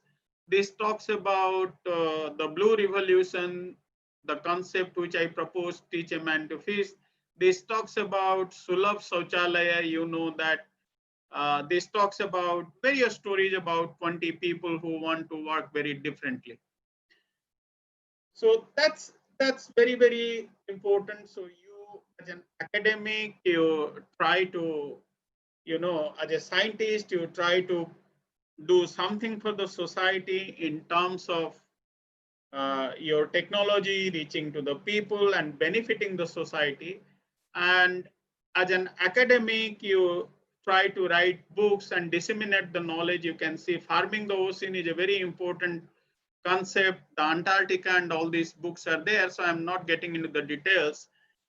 But what is very important is for each one of us, knowledge is such a thing. When you share your knowledge, you will be richer. But when you share your wealth, you will be poorer. And that's very, very important to share your knowledge. And again, a turning point. So first turning point came in my life when I went to Antarctica. That was one thing. Then I did my PhD and doing my research and going around the country, training thousands of the people in the seaweeds cultivation. Then when I was invited by IIM Shillong to give a TEDx talk, here comes another turning point in my life. After spending 30 years of my life in this, then I gave a talk here. I was invited to Korean Parliament because see, they have a China, Japan, Korea, Thailand, all these people, the seaweeds is part of their life. And here the first international symposium was held on marine algae and global warming inside the Parliament of Korea. You can see here, this is the Korean Parliament. Here I gave a keynote address inside the Korean Parliament about the importance of the seaweeds. And then not only that, people from Australia, New Zealand, and some of the Asia Pacific nations, we volunteered ourselves. 14 of us, we volunteered. We formed an Asian network for using algae as a carbon dioxide sink.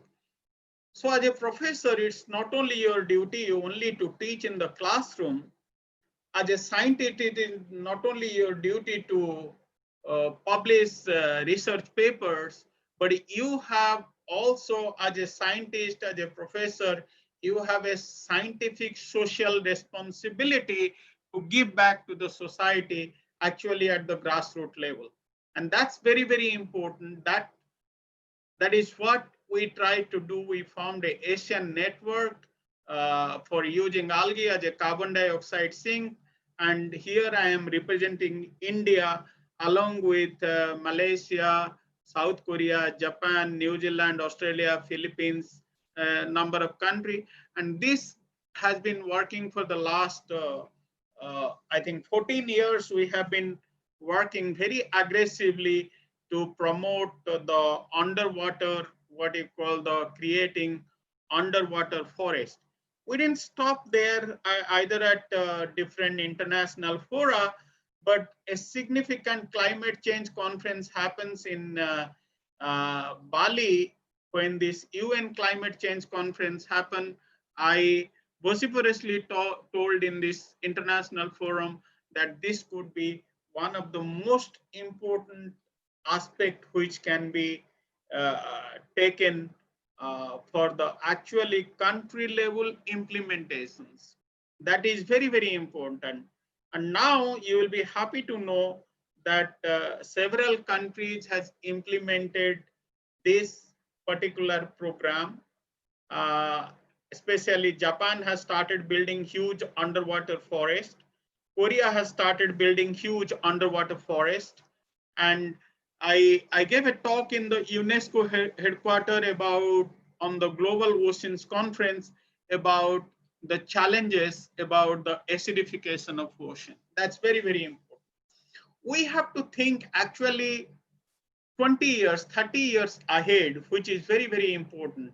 That was a concept when I was talking about the seaweeds cultivation, the underwater farming, but now we have to see much further. This is a concept which I have been talking about, artificial reef constructions. You can see on the top left-hand side, there is huge iron frames, there is huge boulders, and there is an aeroplane down below by Turkish Airlines. Now, all these things are now used to recreate the ocean floor for the artificial reefs. That's very, very important. Once your marine productivity goes up through artificial reef construction, you will be able to remove huge amount of carbon dioxide from the atmosphere. You will be able to increase the marine productivity. You will be able to contribute in a big way to combat the climate change and all these weather changing pattern which is happening, because the sea, the ocean is actually a reservoir of all things. This is how the artificial forests have been created. You can see this, both the plants and animals in this particular slide, which is very, very important. And you can Google out about, you need to innovate. This particular slide is very, very important. It's a midnight thought which came. You can Google about this carbon eating car. I converted my old Maruti car into a very interesting stuff. If the organizer can go to Google and type carbon eating car, there is a video by CNN, which they can actually run at the end. So that's very, very important. So this is very interesting to have this. But after working for 30 years in Delhi, living in the comfortable life, at the same time working in the very, very coastal area, I got a big challenge to go to Northeast to work in Manipur. So many people thought that I am stupid enough to go to Manipur, and while staying in Delhi, going to a remote place. And after working in Delhi for 30 years and going to Himalayas to work them is again a big challenge. Now, Indo-Burma region, which falls amongst the world's top 10 biodiversity hotspots, is one of the planet's most biologically rich, but also most heavily threatened region in the world. This Indo-Burma region, where part of this, where our Northeast, 8 northeastern states are located. So I took up this as a challenge when I was selected as the director of the Institute of Bioresources and Sustainable Development to work. So I took up as a big challenge. So I spent most of the times in the field because as a director, you know that you have to sign the checks, approve files and everything. But here I created an opportunity for myself to explore the unexplored part of the Himalayas, especially. Those of you who have not seen Jurassic Park in your real life, you must go to Northeast. You will be able to see the real Jurassic Park. Here in the left-hand side, top picture, you can see this is really a virgin forest. When I trekked several kilometers inside this forest, I was able to see that as if nobody has entered this forest for thousands of years. That was so beautiful.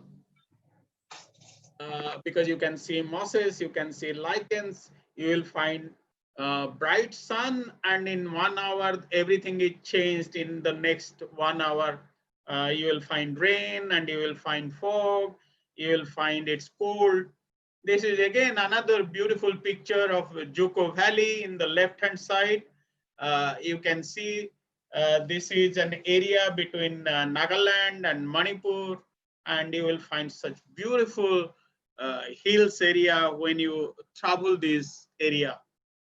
And as I said, that this Indo-Burma region, which comprises not 7 sisters, actually there are 8 sisters, because we talk 8. Most people say there are 7 northeastern states, but many of you may Sikkim, but Sikkim is the last state to be added to the northeastern states. And that's a region where you will find tropical, as well as you will find Kanchenjunga, you can see from Sikkim. You will find snow in Sikkim and Arunachal, and these are bordering our foreign countries. You can see this one-horned rhino in Assam. And the top right-hand side, the famous Loktak Lake, which is very, very important. So, but the rate of destruction in these area, because each state you travel is very, very important. Remember, all these 8 northeastern states I traveled by road and by feet with thousands of kilometers, which I traveled, and exploring this forest is really exciting. You need to be physically and mentally fit, and you have to be really rough and tough. I'm nearing now. I'm 59, but still I used to travel extensively by feet. You have to be you don't need to complain when you travel. Eat whatever you get, sleep wherever you like. And you can see this is a particular slide on the left hand side. This is the flower called Colocampora in Manipur in the Siroi Hills on the left hand side. And this is I was the one who spotted this, and that's why this particular one, Colocampora, was named after me. Colocampora dinubandhuensis. Right hand side bottom, you can see the beautiful fawn with those sorrows. If you actually be part of the nature, you must go to this thick forest in northeast. I mean, they're just simply amazing. I mean, there is no words which you can. It's very difficult to actually express through words, and it is more difficult to express through a video conferencing.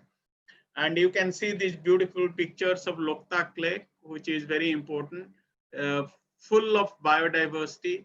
And you can see how the jhum cultivation has destroyed many parts of the Northeast. And this particular slide, the next slide, will show you a view of the typical paddy cultivation site in the Northeast. But they are the people who best preserve the nature there, because as long as your need is fulfilled is fine, but the moment when you go for a greed, then everything gets destroyed. And that is very, very important for all of us. This is a beautiful picture you can see of Juko Valley. Now, you can see this picture. Many of you might not have seen such a beautiful valley.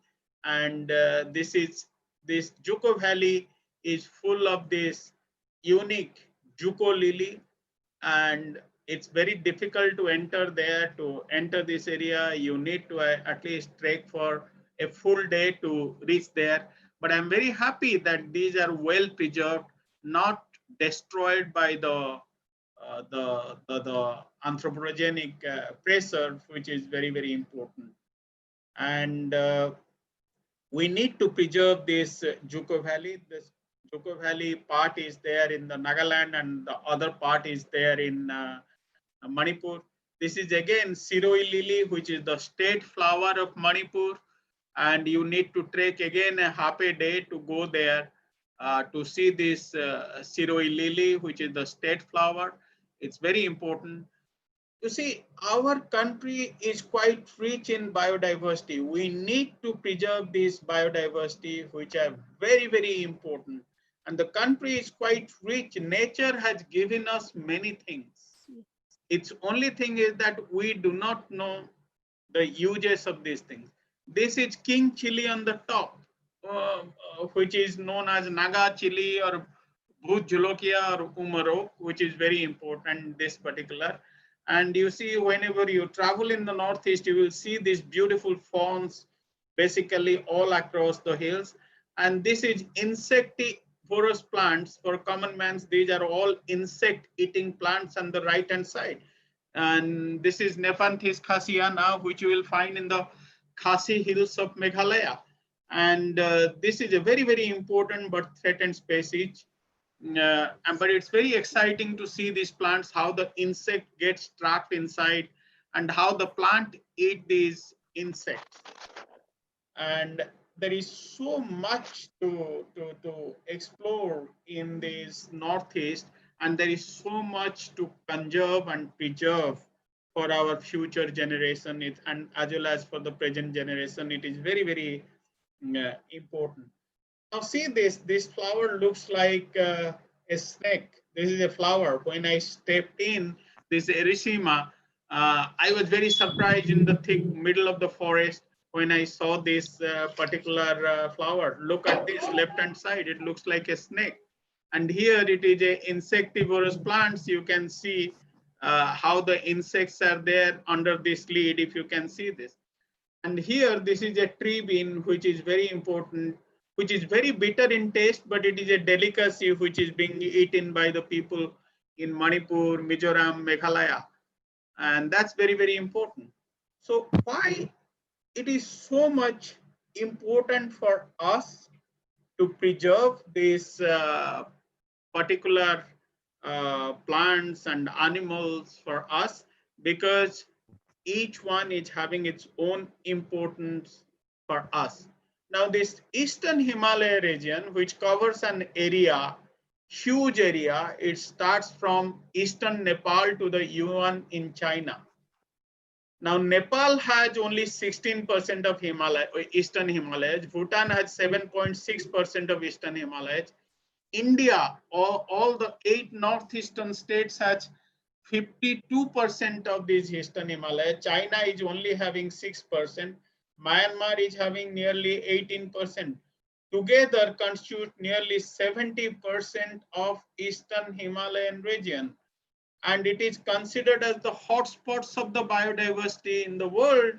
And this Eastern Himalaya is the water tower of the 21st century, or the third pole. That's very, very important. Remember, Eastern Himalaya is the water tower of the 21st century, or it is known as the third pole. It is very, very important for us to preserve the Himalayas.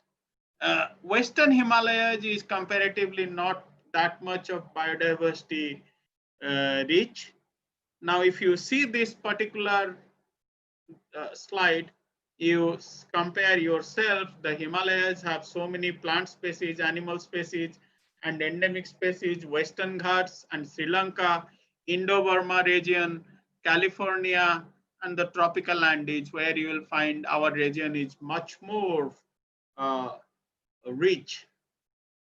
So when we are talking about climate change, when we are talking about conservation of biodiversity, we cannot work actually in isolation. This has to be integration. Eastern Himalayas has 7,500 species of flowering plants, 700 species of orchids, 58 species of bamboo, citrus, conifer, ferns, lichens, mosses, whatever you name. Now you will find a large varieties of ginger. We only eat a couple of varieties of ginger in our day-to-day life. Of course, now during the Corona time, the ginger consumption has gone up. Here I am showing you a slides. They are different ginger species. You have blue ginger, you have black ginger, you have mango ginger. you have ornamental ginger. So there are so many varieties of ginger. Another interesting thing you will find in the Northeast is how the people live in harmony with nature. That's very, very important. We eat only 7 or 8 types of vegetables, and especially in this corona time in Delhi, we don't get many good type vegetables. But if you travel in Nagaland and other parts of Northeast, you will find they eat 50 to 60 or 100 varieties of vegetables and herbs, which you find very common. And you can see starting from the frogs to the fermented fish to insects, all these you will find part of their edible day-to-day life, edible stuff, which I am showing in this particular slide. There is another interesting thing about Northeast is, in general, you will find they eat a lot of fermented food. Probably we eat in terms of fermented food, probably only yogurt, dahi, and a few other fermented food. But this particular slide will show you they eat so many varieties of bamboo shoots which are fermented, fermented soybeans, fermented what you call fish, you name anything. And this is one area where you will find 100 varieties of ethnic foods, and there is a lot of science which one can do out of this. When I traveled from one state to another state, we all eat bamboo shoots when we go to a Chinese restaurants, but the amount of bamboo shoots you get it in the Northeast is just amazing. If you see this next particular slide, you see this, there are so many varieties of bamboo shoots which are being fermented based on their traditional knowledge, and people eat it. Now, what is more important for all of us to remember in India is there is important developments which are happening in the nature very slowly, but the impact is very, very drastic. The water balance and the natural hazards. There is a shift in precipitation and temperature due to climate change effect. Stream flow will increase significantly in response to the precipitation and temperature changes. It's very, very important. There will be potential increase in wet months and reduction in the dry months. This is a very serious issue. If the number of wet months or the rainy season increase and the dry season reduces, it will have very serious consequence in the frequency of floods, landslides, mud flows, avalanches, and it will have very serious impact on the health, daily life, transportation, food productivity, and it will create a severe cascading effects. That is why the precipitation, the water balance, the natural hazards are very, very linked to each other. Now, what will happen subsequently if you have a large scale deforestation happening? Already you have seen what is happening in the Himalayas. Already you are happening everywhere there is recurring floods and everything. What will have it's in the impact on the wetlands. In Bangalore, you have seen what is happening to this lake in the Bangalore, how much of damage has happened to this when multi-storied buildings have come up on those lakes and other area. So we need to preserve our wetlands. Wetlands provide huge ecosystem services in terms of fresh water, food and fisheries and edible plants, recreation and culture, nutrient recycling and livelihood. One of the most vulnerable areas in the Northeast is Loktak Lake and Brahmaputra Valley. Brahmaputra river is actually undergoing a lot of transformations and everything. I'm not getting into this too much into this, but when we are talking about sustainable development, it's very, very important for us. I am not going into the various types of research gaps and adaptive mechanism, which are very important. but it is very easy to, preach, but it's very difficult to practice. So what I myself did, I said, no, whatever we speak, first we must do it. So I started using the local resources, local bioresources for the local consumption. What you see is I stopped importing the furniture from outside. I started designing my own furniture, tables, and everything using the local craftsman and bamboo. You can see right hand side in the bottom, these my office used to where, all our offices are with these bamboo sofa, bamboo table, bamboo gazebo. We stop using plastics getting from outside. As a result, it created employment. Bamboo is the best source of carbon storage. It encouraged bamboo plantations. It created employment. So this is a small thing which created a huge bamboo entrepreneurship program, which I showed it to you. The second most important thing is you tell the people to plant, but okay, people will have the plantations dry, but we just plant it very haphazardly. When I visited Meghalaya, I saw these beautiful cherry blossom. People didn't know that India has cherry blossom, which is popularly known as sakura in Japan. And when I observed this in full bloom in our own state of Meghalaya, I decided that why not to have the cherry blossom festival. So I designed the India's first cherry blossom festival way back in 2015. Till today, we planted 10,000 cherry blossom tree in Avenue Manor in Meghalaya, Manipur. Manipur is doing now every year as a state festival. Meghalaya is having international cherry blossom festival. And you can see the amount of manpower it has created in terms of employment, in terms of recreational value. Lakhs of people are coming from different parts of the world to see the cherry blossom festival. Here is a cherry blossom. I took cherry blossom as a catalyst of change for development in the Northeast. Left hand side is a cherry blossom in full bloom. I invited Dr. Harshvardhan, who is presently the Union Minister of Science and Technology and Health. He planted the cherry blossom tree in Sikkim. Right hand side in the bottom, you can see the huge crowd for the cherry blossom festival in the Manipur, and down below the young crowd in the Meghalaya. So this particular plant, one plant has created a lot of cascading effect for India, and I'm so happy to put India in the global map for organizing the Cherry Blossom Festival since 2016. That Cherry Blossom Festival has been going on.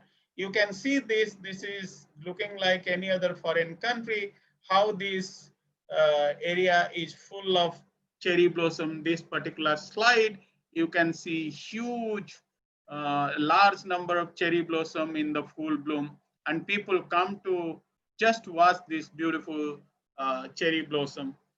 And we also had, of course, a cherry blossom ceremony in Delhi where around 25 Japanese, they come on their own cost. You have already seen that video. I'm not going to repeat that video, but it's such a beautiful plant. I wish during this COVID time, this cherry blossom would have been, should have been blooming so that people, get a good, what do you call, feeling about seeing this cherry blossom. When people fall sick, they go to the cherry blossom tree, sit under the cherry blossom tree, and this gives them a psychological boost. These are the few pictures which I am showing you, how I organized the Cherry Blossom Festival in collaboration with the government of Meghalaya. And we are all talking about sustainable development. And so we organized the Sustainable Development Goals meeting. I probably we are the first or the second one to organize this Sustainable Development Summit. I took the lead. We organized in December 5th, 6th, 2016 in Guwahati, where a large number of people came and participated in this UN Sustainable Development Goal Meet. And we identified, we cannot of course do all the SDG goals, but we identified few SDG goals. Now, it's not just mere sloganeering that you only tell that, okay, this sustainable goal is very, very important. You give classroom lectures and you go back. But actually, the ground level implementation is very, very difficult. What you see in this particular slide is a 40 acres barren land. It's a completely barren land, 40 acres, which has been lying unused. Not many people were using this. So I converted this land into a real sustainable development model. It was running shortage of water, no cultivation, nothing was going on in this, but we did the water harvesting. A large number of water harvesting structure were made. You can see this. I volunteered myself, took this powder and started digging by myself. Didn't wait for others to volunteer. We built up a helipad, built a farmer's hostel inside this. So it became a self-sustaining 40 acres actual sustainable development model. You can see this from a barren land. We build up all these structures by using this. And you can also see this, that there are unique bioresources which have been preserved in this particular sustainable development model, which we developed. In the left hand side, you have black rice, which is quite unique to Manipur. Around 25 varieties of germplasm of black rice is preserved. Down below, you can see mass production of orchids. Up, Dr. Harshvardhan, the union minister, is distributing the orchid seedlings to the unemployed women. And one of the most important thing is we are talking about energy. Of course, we need to generate energy on our own. And we developed a very important program. This is a typical Loktak lake. You can see these rings, and this is a very beautiful structure. This is only unique to Manipur, which you will find in the Loktak lake. And these fumdi or biomass are used for the fish culture, and we developed a program. I'm happy to tell you that I established a floating laboratory inside this lake, because you need to collect a lot of data to do research. So it is very difficult to go and work inside. So this is a floating laboratory which has been launched in this. This is first floating laboratory in the country. Then we started a program where the science can reach to the people. And that's very, very important, because everybody cannot come to you. So we launched a mobile research laboratory where the program is called Biodiversity for Everyone's Life, which you see in this particular slide. There's a mobile research laboratory which goes to the village and everywhere to enthuse the students and collect the data and create public awareness, how science is very important, how science impact the life, that is also very important. And to create awareness, I organized a fashion show, which you can see people wearing different types of bio resources and doing fashion show. And it is very important for us not only to preserve our biodiversity, but also to make the people realize the importance of the biodiversity. That's very, very important. And this is how the institute looks like, which I set up. And here you can see this is country's first fully automatic orchidarium, which I have established. This is on way to Cherrapunji. You can see this is a beautiful state-of-the-art, fully automatic orchidarium. You don't need to go to Thailand or Japan or Singapore to see. I set up this orchidarium in a record time of 3 months. Just in 3 months from scratch, this orchidarium was built up, and thousands of students and tourists, they go there to see this. And it is very, very important for us to see that how the message of sustainable development, how the message of peace, how the message of environment, all these things reaches to the people. So these are some of the activities which you have seen. I invited His Holiness Dalai Lama to address the gathering to propagate the message of peace and the sustainable development and environment. So around 5,000 students participated in this particular program, which was addressed by His Holiness Dalai Lama. I'll just take another 5-7 minutes to end my talk. And is it fine, Mr. Santanu? Hello. Yes, sir. Absolutely fine.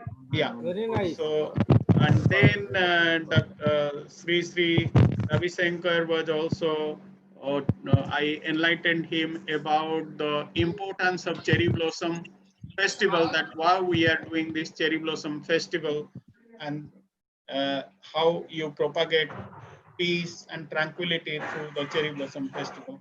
And do you have the biodiversity for everyone's life video ready?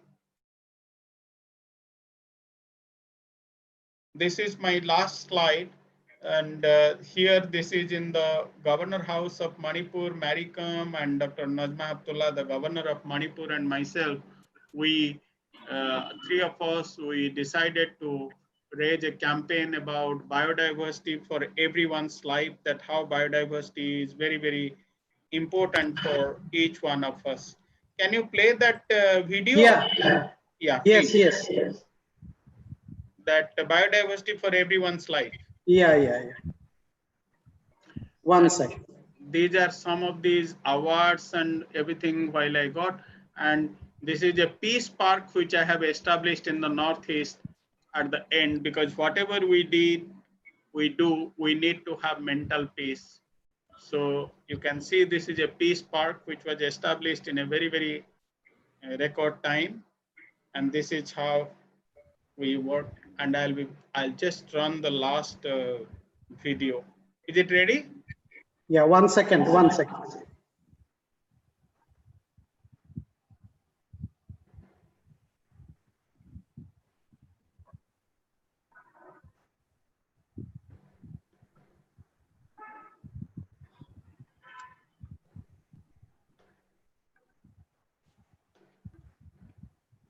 Biodiversity, right, sir? Yeah, biodiversity.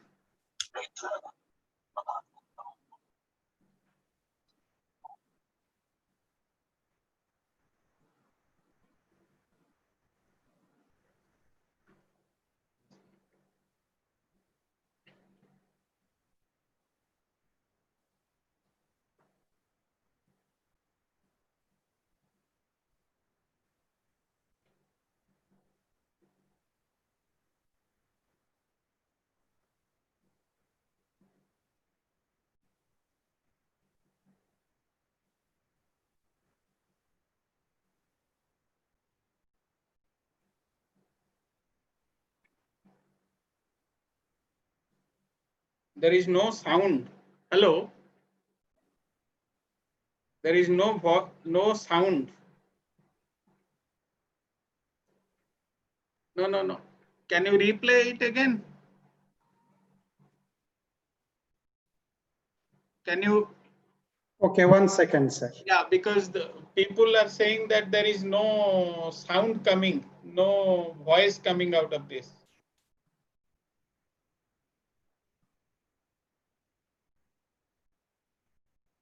1 second. Yeah. Can you replay this?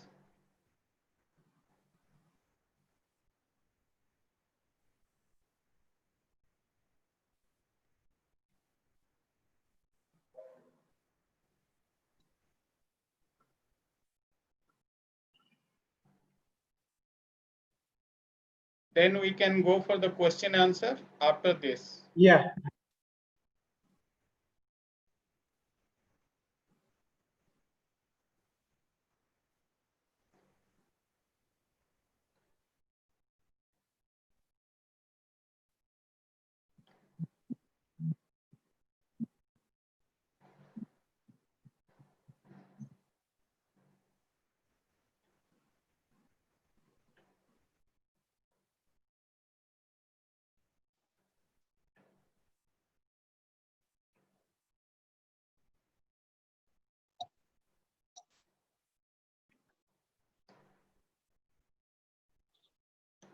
No, restart it again.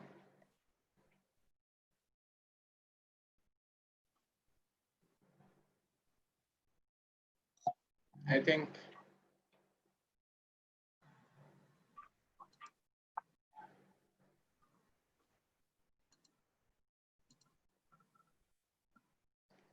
if it is not coming, it's fine. Okay, 1 second.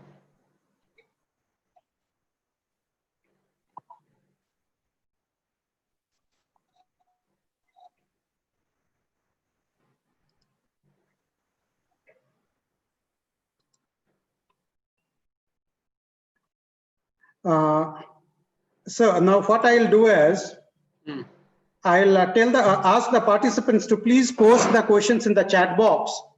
Okay. So that no, I'll read the questions and no, then we can go ahead with. Is there any way I can directly interact with the? Yeah. Yeah. So let them come to the screen. It becomes easier because this is a Okay. virtual world, and so yeah, anybody can ask any question. Please raise your hand.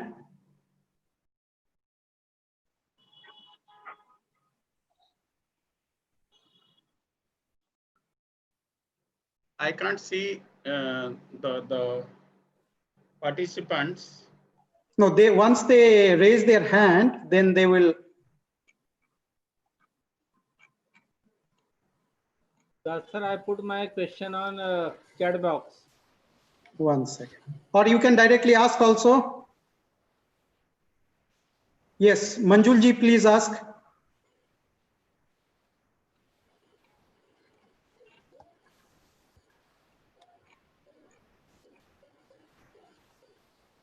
My question in chat box, that's sir. Okay.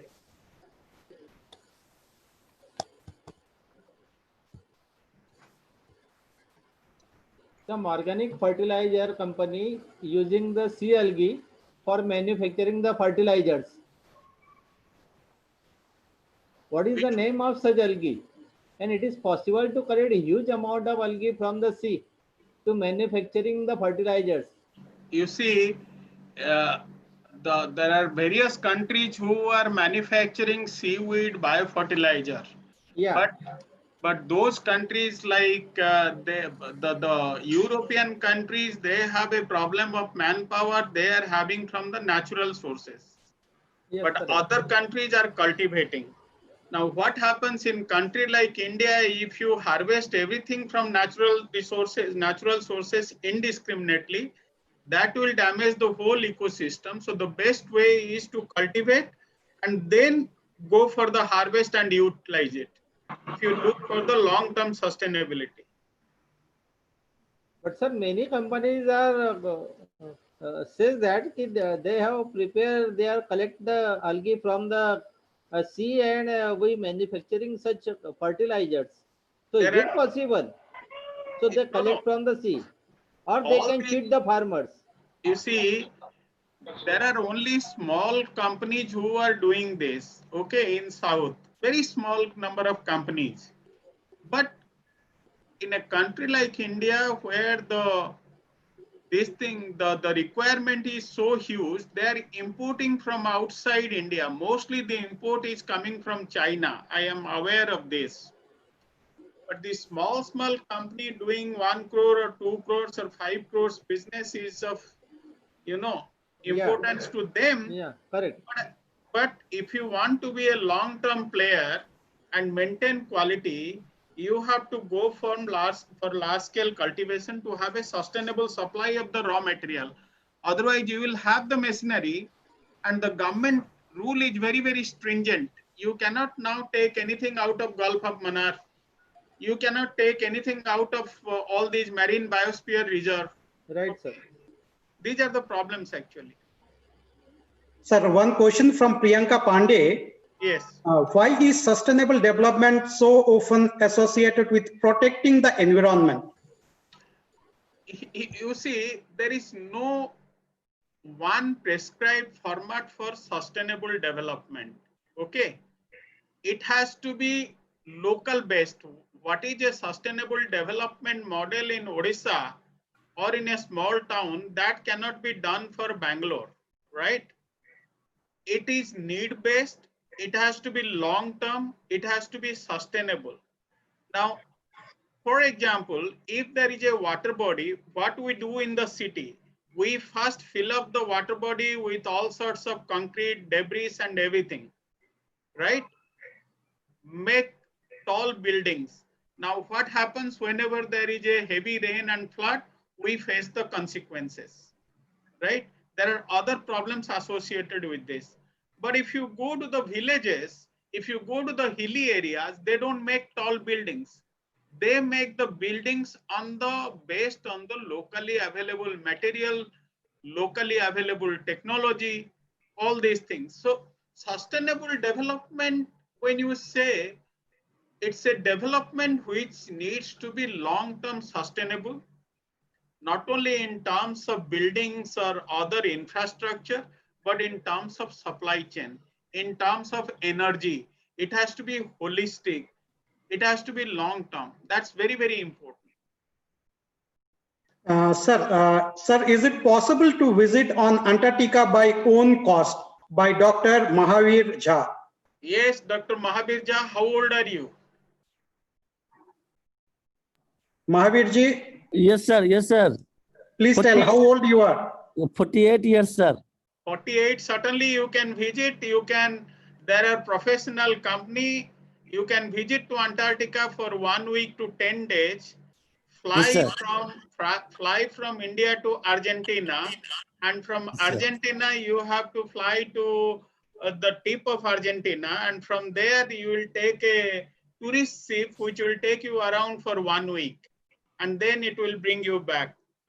Sir, okay. What will be approximate cost, sir?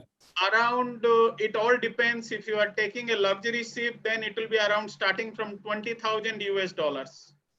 If you want to take a common berth, then it will be around $10,000 to $15,000. That is from the place where you will board the ship. It doesn't include from India to the other place. These are the cruise ships, but these are not called expeditions like adventurous expedition, but this will definitely give you a wonderful feeling about Antarctica. Okay, thank you, sir. Thank you very much. Anybody else? Next one, just a minute. How to conserve the river ecosystem? The best way to conserve the river ecosystem is, first of all, do not allow any discharge from the main area to the river. All our municipal waste, industrial waste, other waste, it goes to the river ecosystem. That is one thing. Second most important thing is we try to encroach the river ecosystem in a big way. And then we try to make a lot of buildings, structures and everything. So the best way is to leave the river in its natural course. You know that crores of rupees are now going for the Ganga rejuvenation plan, Yamuna rejuvenation plan, all these things. And I have been advising them. The tragedy in our country is first we destroy, we destruct, we pollute, and then we try to revive, right? And that's the prevention is better than cure. So if we can stop all these activities in our river, right from the what you call the origin points, that will be wonderful. We throw all the garbage to the river, all our house waste, municipal waste, everything goes to the river. And then that river becomes the source of our drinking water. Then it has a lot of coliform. The drain goes into the river. So that is the tragedy. The tragedy is we do so much of destructive activities first. A species become extinct. Then we write research project, get the money from the government to do research, and we say this is threatened, this is that, give money us to do research. That's not the correct way. In US, in Europe, when there is less rain, they will write in the area, please consume less water, right? This year it is a drought year. In Delhi, where I live, I'll tell you, when there is no water coming, your next door neighbor will be throwing water with full power from the pipe, washing the car. So if you tell that there is a water crisis, please use less water, then you will get a physical fight. The problem in our country is we have not yet understood the value of the natural resources. And the day you see, if something is free, you never understand the value of this and you just throw it. If you buy the same thing with little money, you try to actually take care of this. That's the people need to realize the value. Okay. And that value system we have in India. India has a great traditional value system. But what has happened? That has eroded over a period of time. People have reinvented themselves during the last 2.5 months in the corona breakdown, when they are under this lockdown. So we need to revive God has given us this country with a lot of good knowledge, traditional knowledge, there is natural resources, but why do we destroy this? You see, earlier people used to eat something and never wash their hand. Now, even if you don't eat anything, you wash your hand 20 times because there is a fear which has come to your mind. And when the fear has come to your mind, then it's a problem. We do everything now, right? So prevention is better than cure. Now, environment, I will tell you, I have always accepted the worst of challenges in my life. I traveled to Antarctica when I was a student. I went to Arctic twice. I worked in Leh Ladakh.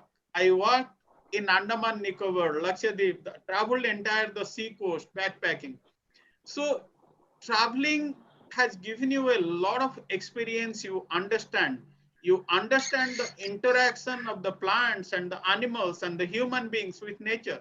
What you see this corona and all these things which coming out is a conflict between the humans and the animals and the nature. We have encroached their habitat, right? Where they will go, where this virus will come. So there are a lot of things which have happened. Yeah. Next question.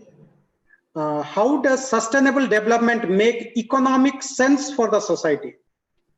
Sustainable development makes a big economic sense for the society because it's just like this, just killing a chicken which is laying golden eggs, right? If you are a smart person, you will look for a long-term sustainability. If you are not a smart businessman, you will just look for a one-time, gain. So if I'll tell you, if your house ambience is very good, your productivity will go up. If your house is well lighted, your electricity bill will go down. If your house is made in a proper environment, what will happen? Your work productivity will go up. People should understand if your mental health is good, your productivity will be doubled, right? If your health is not good, your productivity will decrease because you will spend more money in the medicines, going to the doctors, you will get irritated, right? So you need to, sustainable development doesn't mean, because many people think that sustainable development means building cities, building buildings, building a colony. No, no, no, no. It's not like that. It's a holistic one. Even within your own house, you can do a sustainable development practice. Sustainable developments, the things should be sustainable, self-sustainable. That's very, very important. Okay. So that is why sustainability is very, very important for us in our day-to-day life.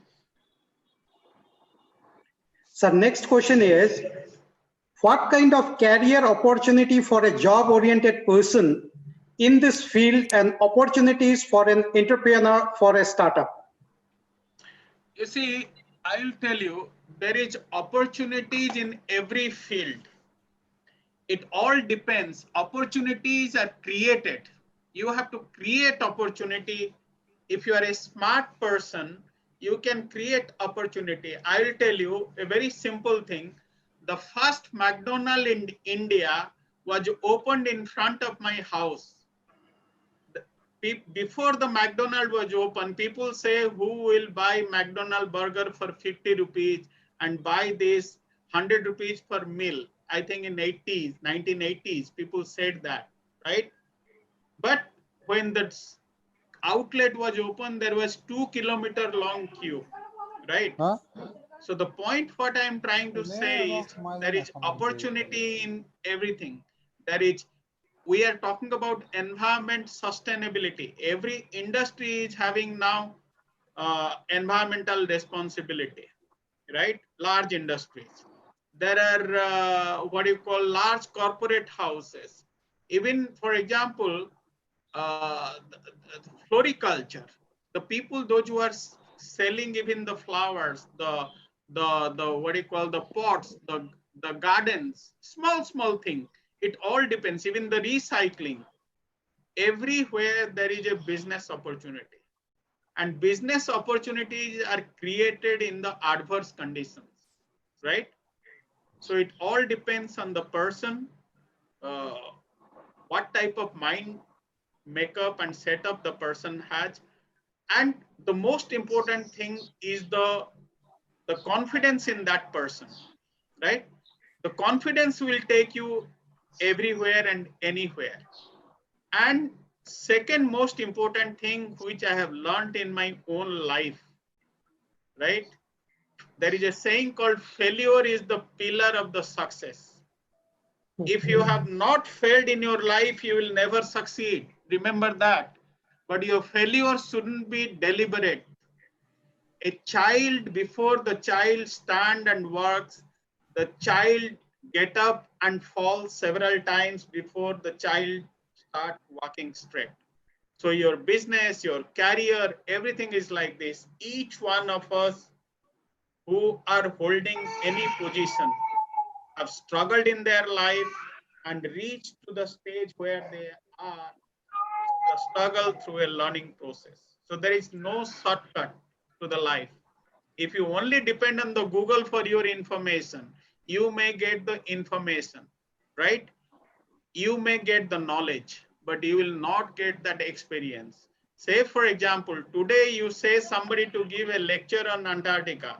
That person will sit down on Google and collect 100 nice pictures and give, but he will not be able to give that experience, right? So that is where it is very, very important for the younger generations to go through the systematically learn everything. And I know that I always see the glass as half full, not as half empty. If you have that type of positive mind, I am sure you will succeed. You are born in the 21st century where opportunities are plenty. I, as a student coming from a very, very small town, I traveled in a general compartment for 36 hours with 500 rupees in my pocket, came to Delhi, didn't know anybody in Delhi, slept my first night at the railway station, right? Without knowing anybody. I didn't know where to do, what to do, where to go. But one road led to the another. Never say die attitude will definitely give you a success. Thank you, sir, for such an inspiring talk. Next question. Can artificial underwater forest be destroyed when global warming causes the sea level to increase? You see, everything is having a shelf life. It's very, very important. Everything is having a shelf life. The artificial reef construction is coming up as a big business opportunity and environmental opportunity. What happens in Japan now? You cannot use a 10-year-old car, right? What the company do? They will take this 10-year-old car, cramp it, smash it, put it underwater. That will act as an artificial reef because the labor cost is very, very high in Japan to basically dismantle the car, right? So that is their way of doing things. Now they are using the concretes, they are using the iron ore, they are using other things that creates employment, that increases your what you call the income, the productivity, new job opportunity. Why can't we do it in India? It will have its shelf life of 100 years, 200 years. Then it will vanish, then it will recreate. But the ecosystem services which we'll get, nobody is talking about the ecosystem services. I have been trying to talk about the ecosystem services. Ecosystem services is going to be a big field in the future. Remember it. In ecosystem services, we need scientists, we need engineer, we need economists, we need sociologists, we need people from large. Give you one example. If you have a big water bodies in Bangalore, take for example, Bangalore Lake. The houses around the lakes, the temperature is much lower. Remember that 4 to 5 degree lower temperature. So that reduces your electricity bill, air conditioning bill. It is a source of recreation. It is a source of fisheries productivity. It is a source of fresh water. Quantify that in terms of money. So the value of the lake, has anybody quantified what is the annual turnover of that lake in terms of crores? We have forest. I have been proposing the states. What is the value of the state, each state? We only value our, what do you call the real estate and business. Has anybody valued the, what do you call the services provided by the forest? How much of clear oxygen it is giving? Clean air it is giving? How much of carbon dioxide it is absorbing? How much of recreation it is giving? How much of tourist it is giving? If the whole forest would not have been there, what would have happened? If somebody calculates that ecosystem services and know how to value, then that will be a big business. And people started doing this. I started doing this. I am trying to do for the other states, for some small states. Once people understand the value of these system, what services it provides, it's very simple. You go to a restaurant, if somebody give you a service, you give them the good tips, right? So why can't we have a system, the environment which provides us a good environment service? Why can't we protect them? So ecosystem services will come up as a big field. Sir, next question. What are the least things or strategies we can apply for sustainable development in metropolitan areas? If 2 or 3 most important, if you can suggest. The most important thing for the metropolitan cities is recycle and reuse, because and also share. Say for example, if there are 4 people going to the same office, if they can combine the transport, mass transport is very, very important. That will reduce your carbon footprint. In old days, I remember in my childhood, I used to carry the cloth bag to buy vegetables, right? There was no polythene. So I am doing the same thing now. I carry my own bag and this thing. So if we can reduce your consumption, reduce your luxury, go for minimum essentials, you will find the impact is tremendous. It's nothing new. Everybody has seen during the lockdown period that how much of carbon dioxide has been reduced in the atmosphere, how the nature has rejuvenated, how your electricity, travel, and other bills have come up. So the things which you save is your income. The money saved is your money income, right? So there are a lot of things which can be done with this thing. It requires your self-discipline, self-motivation. I think, yeah. What all policies and investment decisions should be taken for sustainability in parallel with economic recovery from COVID-19? Again, this is a relative question. It is a sector-wise question. There is no uniform medicine or there is no uniform solution for this, right?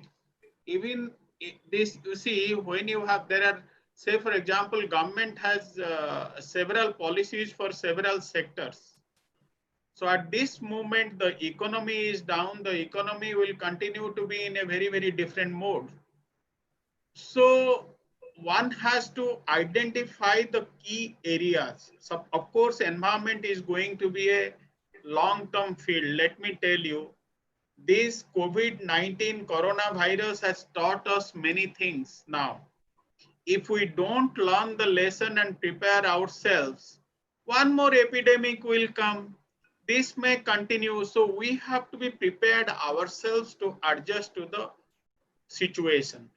Corona is one thing which is actually created more terror and fear amongst the people.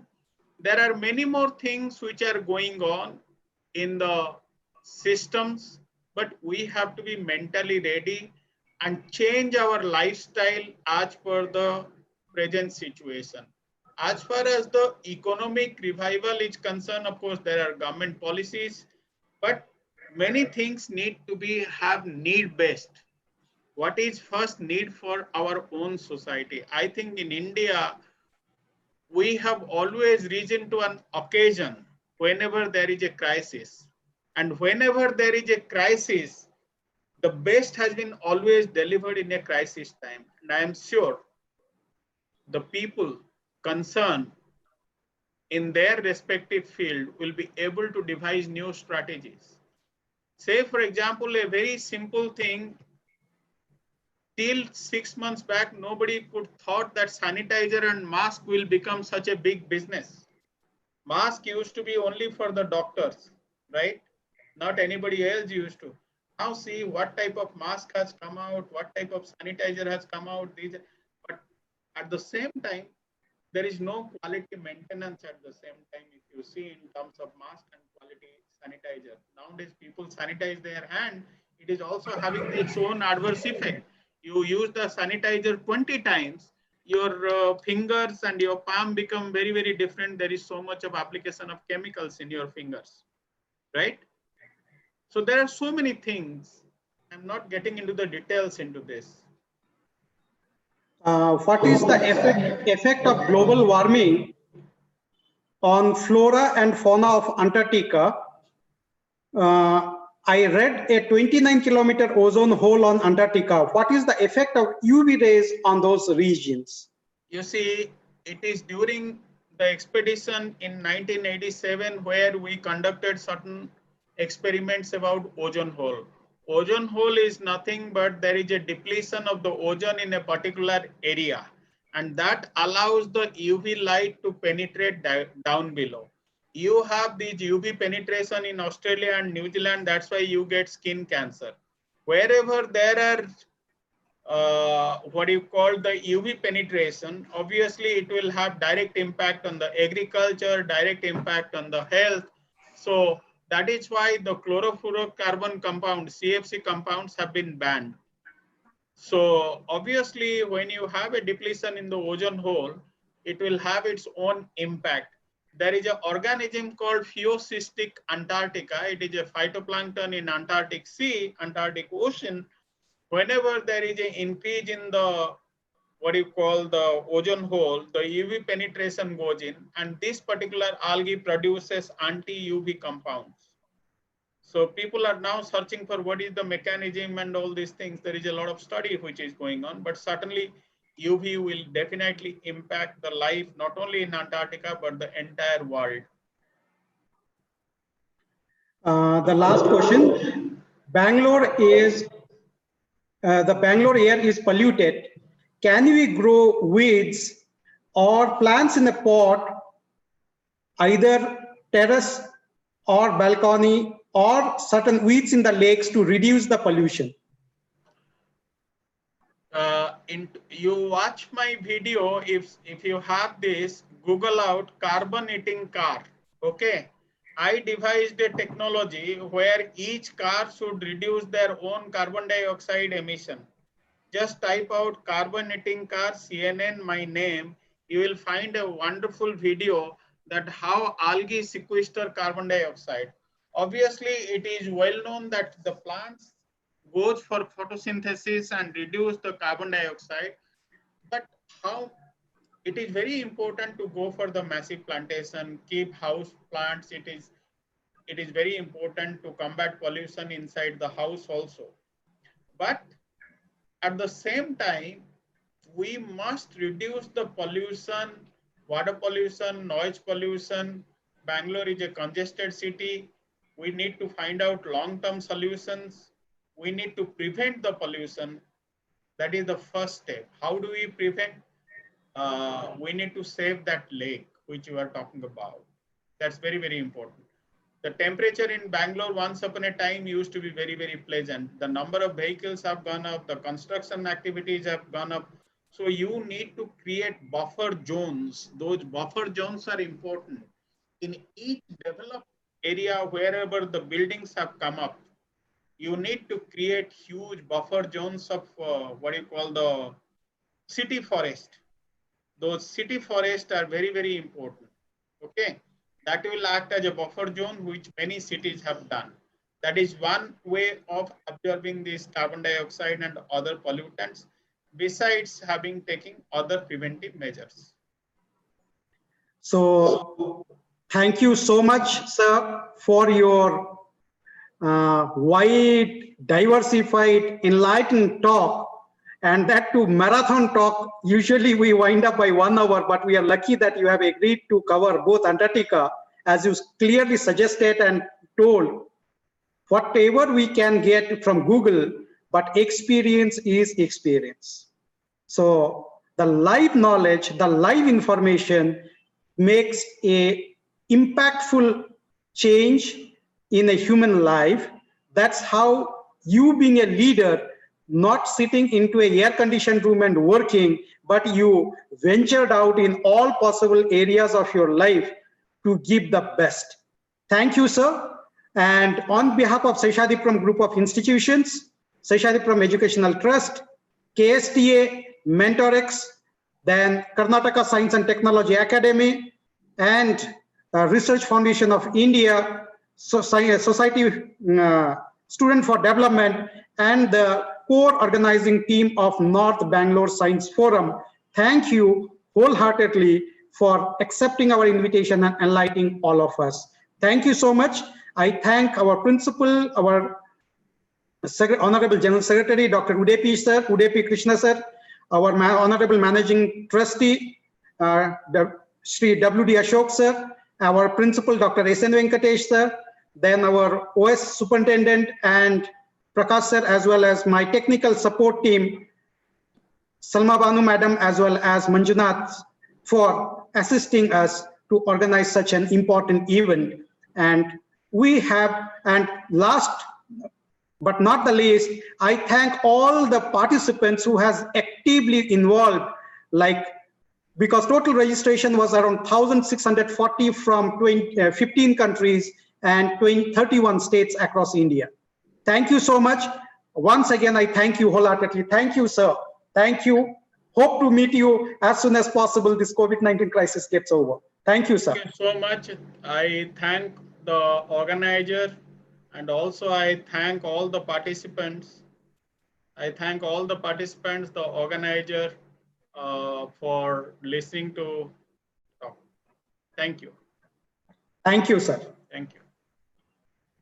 I request all the participants to use the same link to join tomorrow. First session tomorrow is at 11 o'clock and second session is at evening 7 p.m. So please note it down. You will get even in the mail. Thank you. Good day. Stay safe, stay healthy. Thank you, sir. Thank you. Thank you. Thank you.